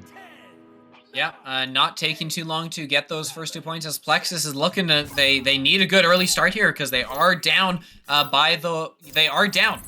one round here so far. They are going to have to win 2 in a row if they want to do this. That slap coming down from Princess Claire to find the stack underneath. Psychotic is going to get a good clear there. Hitting it in stride is the stack as that one's going to go just above the goal, but they pick up that rebound. Yuji is going to put that one in. Back the other way for 2. Great rollout there from Calypso, and just like that, we are tied up. Yeah, Yuji in absolutely the right place at the right time with the right momentum, catching that one off, or as before it even hits the ceiling to careen off in another direction, inverting, turning around, and bringing that one back in for the first 2 points. It is now dead even, so starting over. Lil Guipo just passing that one up, and that was the the defense coming rolling in hot. So another one coming back and up. Psychotic with a shot there, dinging it. Taking the dingway there as that one bounces free with on the hands of the defense. Lil Guipo now moving it out. The stack is there, so they're moving forward with the dribble. Getting it just off the back wall there, but it is intercepted, or interrupted at least, by the Calypso defense. Trying to push it out, but getting it immediately returned to the center, bringing it back into the zone. And Sweet Catnip is working the near side. The pass to the far side, just bouncing free. They do pick it up, and they're managing to work it still. Catnip going to reel it in now. The defender, though, is in play. Psychotic getting that one a little bit further out, but it winds up right back in the blue side, so being walked back in. Guipo with the pass, and the shot is on, and Dwup is scoring those points. It is now 4-2 on the side of Plexus. Yeah, nice little cut there. Dwup had been on the shield open a number of times over that series and was just waiting for that one pass, which was never quite able to get off, as the defense doing a good job of getting back and getting those stuns, as it is going to be Plexus eventually putting that one in after a bunch of pressure, finally getting that cut pass that they wanted. As Princess Claire now, and a bit of a Mexican standoff here with the stack from the other team, as it will be Psycha jumping up there to get the stun on the stack to kind of break that open and give themselves some space. The pass is going to be a little high, bouncing around though. No's going to get it. Psycha's going to look to slap that one at the open goal. Was trying to get that one in nice and quick before the goal could get filled. Not able to finish it, and it will get bounced back out now to Glass, who picks it up on the back line with some space and is going to choose to take some time and set this one up. Calypso still is down 2 points, but lots of time on the clock. 7 minutes now, as Princess Claire is going to send that across to Psycha. Back to Princess Claire, making a good move and bringing that one in past the goalie, past the defender, and we have ourselves a tie game back at 4s. Right, back at 4s. Question in chat was, what was the score to the first round? It was 17-15 on the side of Calypso. So a nail biter, a squeaker, a buzzer beater at the end of the first round. If you weren't here to see that, you missed out, because dang, what a shot that was. Now rolling out is Plexus. Plexus looking for the first pass into the tunnel. Doesn't find it. Glass is there to interrupt that one. The pass forward is good, and the finisher is even better. Yuji cleaning that one up and finishing that. It is now a 3-point lead for Calypso. Yeah, Calypso obviously kicking themselves after that last interception they had on the previous rollout where the disc got left all alone above Bowtie and they weren't able to capitalize on that and finish it. Turning that around and doing a lot better here. No. Getting the interception with the read. Oh, is another problem coming out of the tunnel. Oh, they are still able to pick that one up and get control of that disc back, as that was a very scary moment, as they've been having some trouble this round on those rollouts, as Princess Claire doing a good job there of stepping up on the attacker there and applying the pressure and getting the steal. But it is going to fall back to Dwup, who's got a teammate. They've got a few around the bubble, cutting their back behind the goal, up and in. That's going to be sweet Arabian catnip. And Plexus is going to bring this back to within 1. Yeah, I'm sure Plexus is very happy that they're not going to have to roll out to the disc again, as that was 2 back-to-back rollouts where the front stack literally bug splatted on the windshield, as the second stack had to take care of things. And literally the first time that happened, the second stack wasn't there in time. So this time it is doing the low dump pass. Saika rolling that one out. Guipo intercepting that one, getting it figured out, read, and understood. Dwup bouncing around the shield, getting it set up and finishing that one. So now it is a 1-point lead for Plexus. Plexus making this one interesting as we start trading leads here. Yeah, it's been really interesting as teams are starting to get familiar with each other's rollouts and are starting to kind of, pounce on what they see is coming and the reads they're making. As the slight miscommunication there on that downward pass, and another one is gonna miss, and that is gonna ding just out. That is a hard one, so close. Second chance though, that is gonna go in for 2. 4:20 left on the clock, and Plexus now rolling as Calypso is having some trouble with the rollouts of their own now. Yeah, Calypso choosing to run these plays, these short plays inside their own zone, and rather than pushing out, to the edges of the zone immediately, and both those in a row have they paid for. This one being a regular standard split. Now they're all the way through into the other side. They have a high pass up, and the pass back, unfortunately, is not communicated well. Is going to be picked up, though, fortunately for them. Yuji working that one back in. They get it a little off the wire there, a little off the mark, as the defense now picks it up and brings it back into the orange side. Waiting up there is Vandal. Vandal bounces it off the screen, but the teammate is not there to pick that one up. It bounces back. Oh, pass back to Catnip on the near side. Didn't see him as they snuck up from the bottom side of the screen, taking that pass and finishing that one off from behind the goal. Yeah, doing a good job there of turning those turnovers into points is Plexus, as they now find themselves up 2 scores. So Calypso, with only 3:20 left on the clock, are going to need to slow this roll that Plexus has been on and get some points of their own, as they've having trouble getting set up, and that's going to get turned over again as they pick that one up in the corner. Princess Claire, though, find themselves in a good position to make that play. Long bounce is going to come in, but no teammates there, as Calypso still struggling to get set up here. Back the other way comes Dwup. The goalie is back, and the goalie is making a good play. Princess Claire doing a good job to read that bounce and to get to position to pick it up. And that's going to be intercepted. Little Guipo making the read there, looking for the 3. That one's going to bounce away, but second chance, bouncing right to Vandal, who's in the right place to put that one back into the goal. 14-7 now as Plexus doubles up on Calypso. So the teams are ranked together because this is Calypso's 3rd or 4th game. They haven't gotten their actual ranking yet, so that's why you're seeing a bronze versus a diamond team. You can see the split star right in between the scores. No need to even ask what rank these teams are. You can see it for yourself right there on the screen. I put it there just for you, as that one now is played deeply into the Plexus side. Plexus back there to pick that one up and move it back into the tunnel. Tunnel pass is good. The bounce off the backboard is nice, and that one tapper is even sweeter. Little Guipo finishing that one up. It is now 16-7 rally happening for Plexus. 2 minutes left on the clock. Yeah, definitely the position you want to be in if you're Plexus and you are needing to force that 3rd round, because of course it was Calypso taking it in dramatic fashion in round 1. And so now with a 9-point lead with less than 2 minutes on the clock, it is starting to definitely look like we will be seeing the third round. Glass struggling to find the disc there, just finding it just out of their reach. They will recover. They will get the slap in, and it is going to bounce dangerously near the goal, dinging off the post, but no real pressure coming in. Oh, Vandal not knowing that there wasn't much pressure though, and they're going to turn that one over as making a move. Oh, looking for Saika across underneath the other boot, but a few wires are definitely crossed there. The clear doesn't quite get out, but with a minute 20 left on the clock now, enough time has been burned. We are going to be seeing a round 3 here, as it is going to be Glass losing that one on the back end, and is forced to kind of slap the one out of harm's way to Saika, who's going to lose that to Dwep. Back the other way. Here they are behind the goal, and they're going to put the win in. That is Catnip, making this 18-7, and setting the stage for a fun, dramatic round 3. Yeah, I mean, this being the 5th game of the night, and here we are looking at another round 3. We saw one a little bit earlier. We've seen all sorts of ranks, all sorts of play styles, all the way through the rally here tonight. I've been on this cast now for 2 hours, 44 minutes in some capacity or another, all of it coming from my computer, and that was picked off and moved back into the zone. So rallying still is Plexus, looking to keep the momentum moving for them. It's very important for them, obviously and clearly, to keep the momentum so that they don't see that shift, as it is a swingy game, as you like to say, offbeat. And things can change, in a heartbeat. It's just you literally can watch them change right in front of your very eyes, and all of a sudden the team that was rallying and scoring so much is dinging and missing. So little things make a big difference in this game. Yeah, 100%, as that clear is going to get lost. It's going to be interesting to see how the momentum reset works here, as they kind of bounce it back and forth in the tunnel there, as the time does expire. And Plexus, 18-7 is your final for round 2, as each of these teams taking one, and keeping Newton here as he pushes for that glorious 3-hour mark, 3 hours of being on the air with a nice, consistent computer not dying on him. It'll and happen. you know what?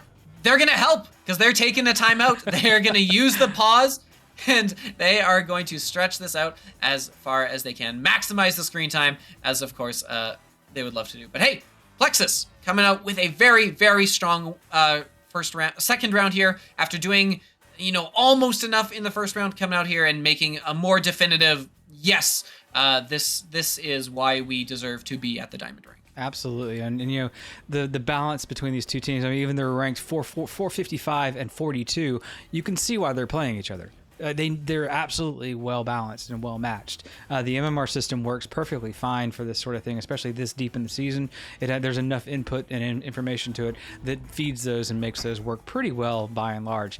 The biggest swings you can see is somebody adds a really spectacular player to their team after the matches are generated, and that does sometimes happen. Or you bring a league sub in. But these things happen. The fact of the matter is the balance of this, as you can see, because it's going to round 3, has been fantastic. I did see a little bit of balance shift, though, around Plexus. Plexus got a lot more passes completed. They seem to get a lot more better positioning. People in fortunate spots, what looked like fortunate spots, but is actually just thoughtful positioning. If you're coming in from the left side and you're shooting, I'm going to come in from the right side so that I can clean up if I need to. And that sort of mindfulness is what turns a close game in round 1 into a win in round 2. Yeah, it's the mindset of you're not expecting failure, but you're prepared for it, right? If that long 3 or that first shot doesn't make it, what is our plan B? How do we still recover that? How do we still turn that into points? And how do we prevent that from punishing us if there's a counterattack? And yeah, we've been seeing a very, very strong stuff from Plexus here on that front. Plexus, all members of the team on the board. Catnip is leading in that regard with the 12 points, but you just look at the assists there. They've been doing a great job of moving that disc around using every single member of the team.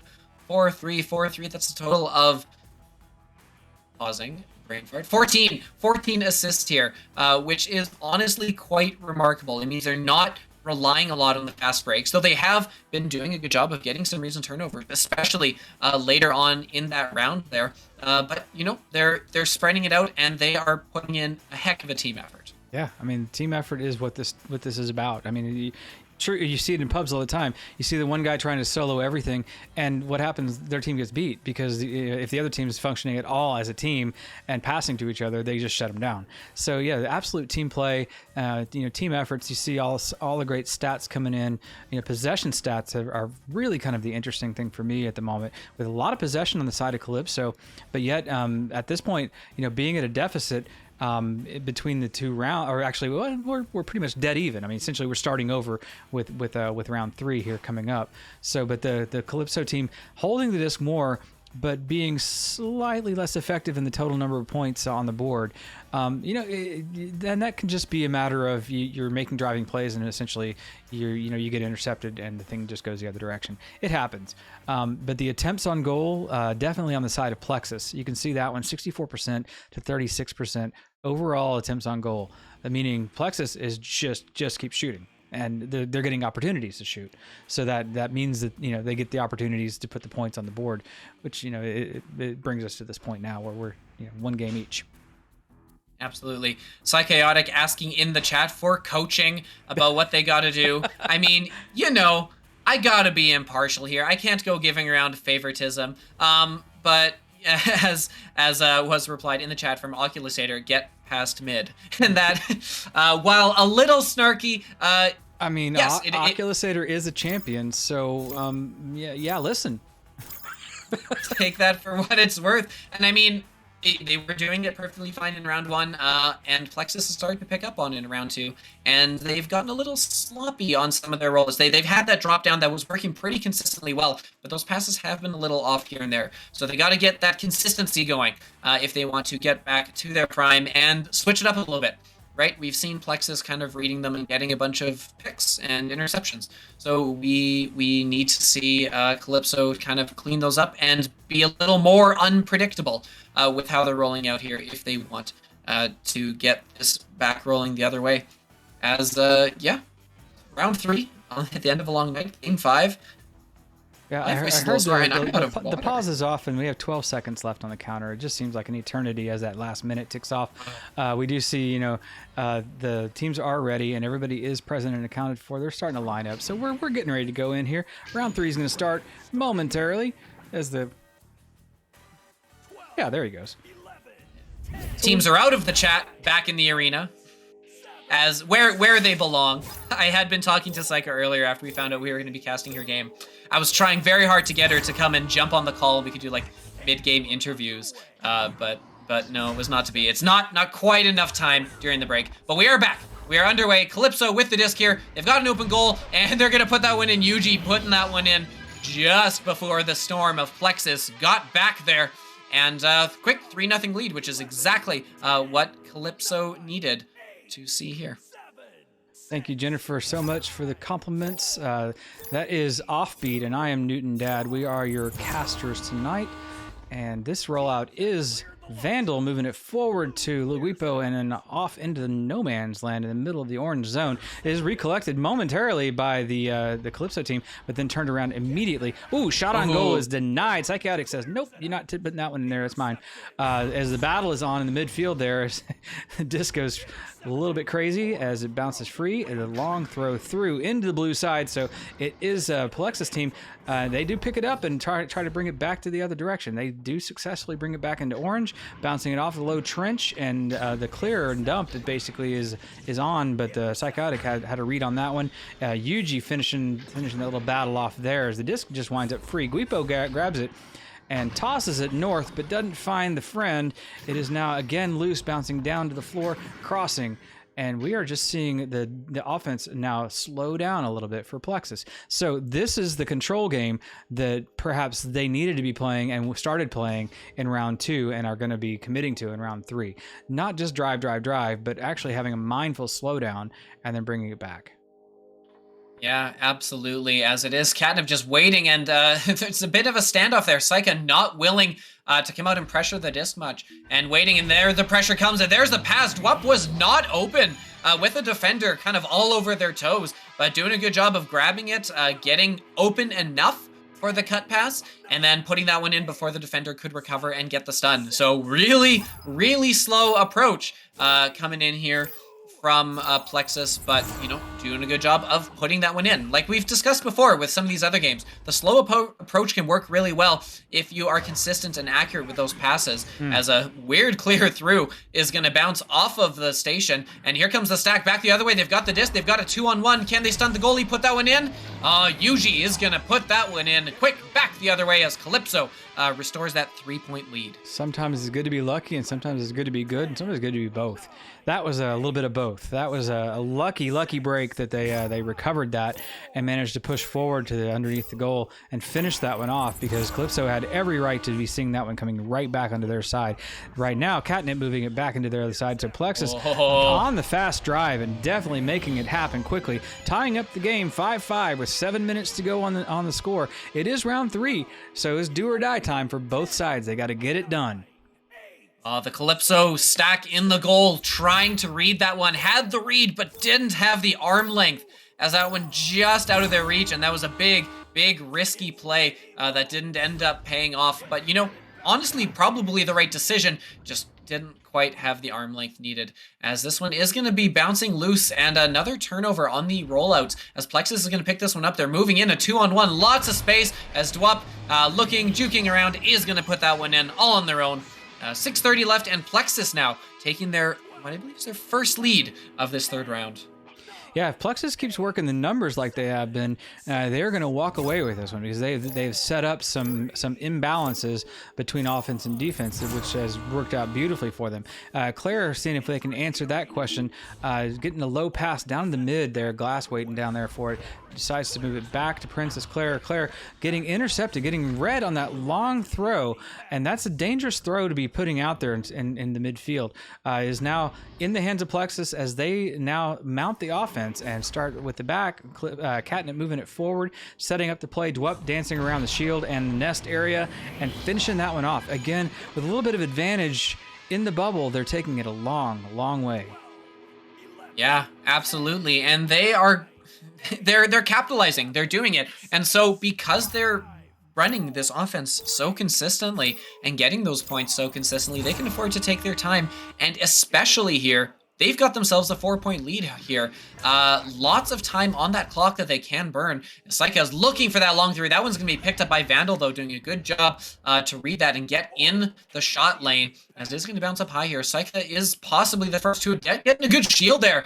Is going to slap that one ahead, though, not seeing the teammate that was open on the bow tie. Second chance here. Long 3 shot coming in. That one's going to bounce wide, as Calypso putting on a little bit of pressure now as they maintain control of the disc. Now Princess Claire up high near the popcorn area. And that one is going to get sent down across to Glass, down on the floor. You usually don't like to see Glass on the floor. It can be a bit of a hazard. Fun safety tip. But it is now in the hands of Saika, up to Princess Claire, as they've got a pass open now to the post. They got an open player under the goal, but no. Dwap is going to steal that and is going to clear the one out of harm's way. Weird bounce, though, off of down below, and they will get it through on the second try. Yeah, the second try, and that try was actually really close to being good.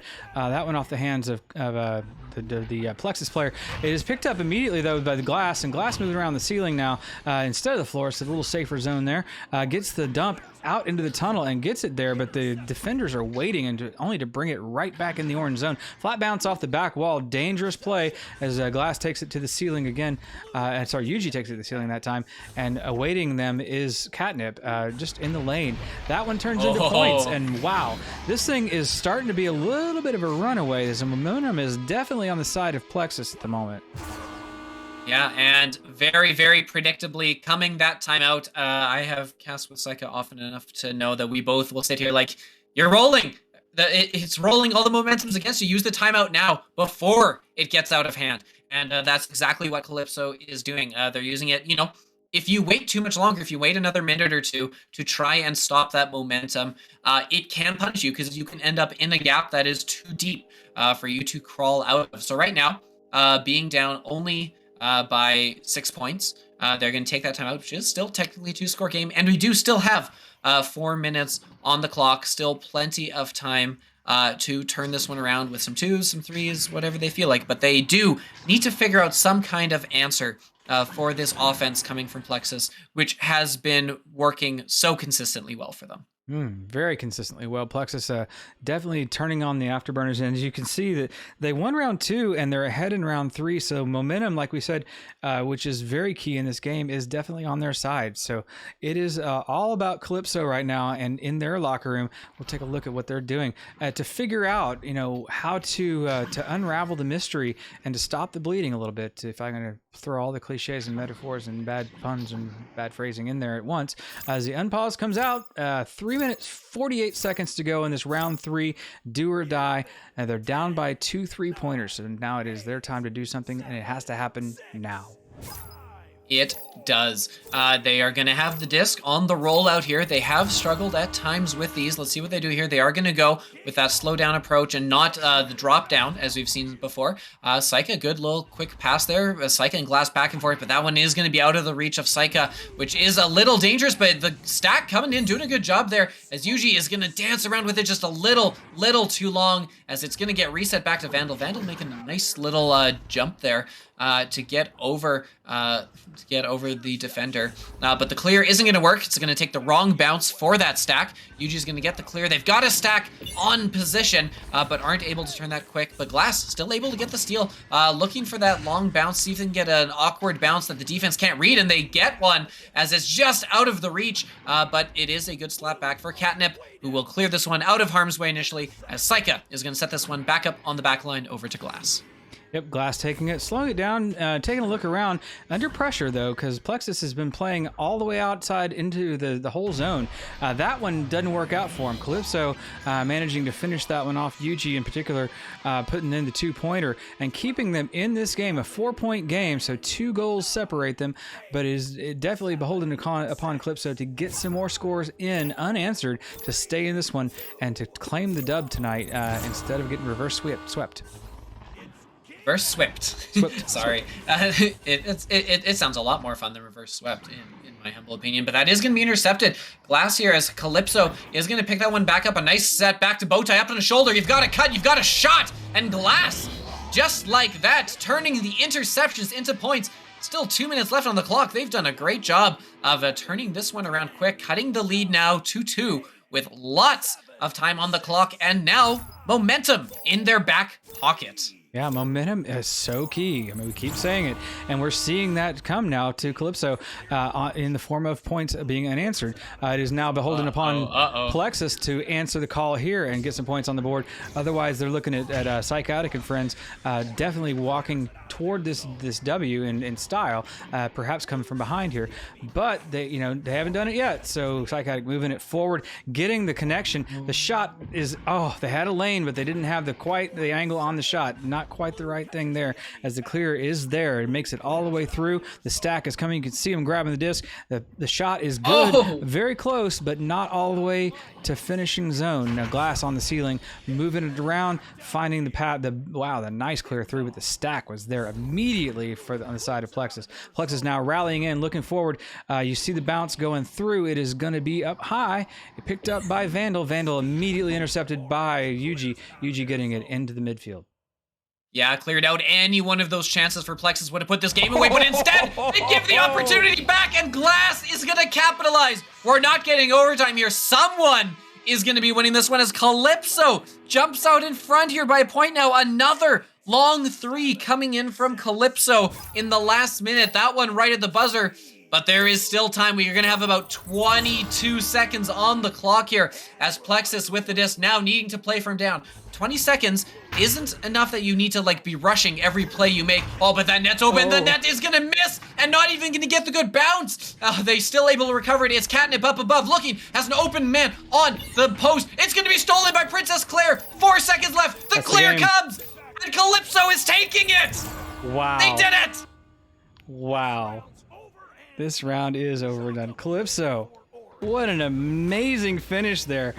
Round 3, just a nail biter again as we finish this thing off with just 2 rounds finishing within one shot on both of them. Amazing, beautiful, beautiful play. And what a fun night of Echo we've had all the way from beginning to end. What a great finish to a great night. You're going to look at the final scores here if you're doing the full totals, and it's going to look like, wait, Plexus had all the points here. How did they lose this one? But yeah, just a couple of a 1-point game and a 2-point game off of those last second plays, giving us all the excitement we could ask for. Thank you so much to both Calypso and Plexus and every team we've hosted here tonight for giving us such quality Echo Arena content. It has been my absolute pleasure to bring these 3 games to you tonight. But I mean, come on, big shout out here to Newton, who has been on top of his game all night, running the cams, casting, getting this whole thing up and running. It's been a fun evening for us. Yeah, 3 hours, 3 minutes, 27 seconds, and counting, and we are at the end. The marathon done, and honestly, only running a half hour late. Seriously, I mean, it's hard to stack 5 games up, and that you can see why, because they just tend to run a little bit long. But it's so much fun to get to bring all this to you and to test out our casting package to the extreme and see if it'll road test 5 games in a row. It did okay. We made it through. We muscled our way through, and it was really great to have it. We have, of course, tons and tons of games coming Friday, Saturday, Sunday, because of pushes in the EU region from the LAN a couple weeks ago or last weekend. So there's going to be lots and lots of games happening tomorrow and Saturday early. Stay tuned for those. There's lots of cool stuff happening on this side of the pond as well. Bunches and bunches of master teams have delayed their games or pushed their games, so there's lots of things to be watching on this side. We're in the final cycle of the season. The finals are May 15th, May 16th. Is that right? No, May 14th, May 15th. 14, 15. 14, 15. I did it wrong. I did the one that Dimwi planted in my head in season 3 is still stuck there. But yeah, it's coming soon, and we love having all you guys around here. We love casting this stuff for you, and until we get to do it again, we're gonna tell you guys good night and be good to each other. See you.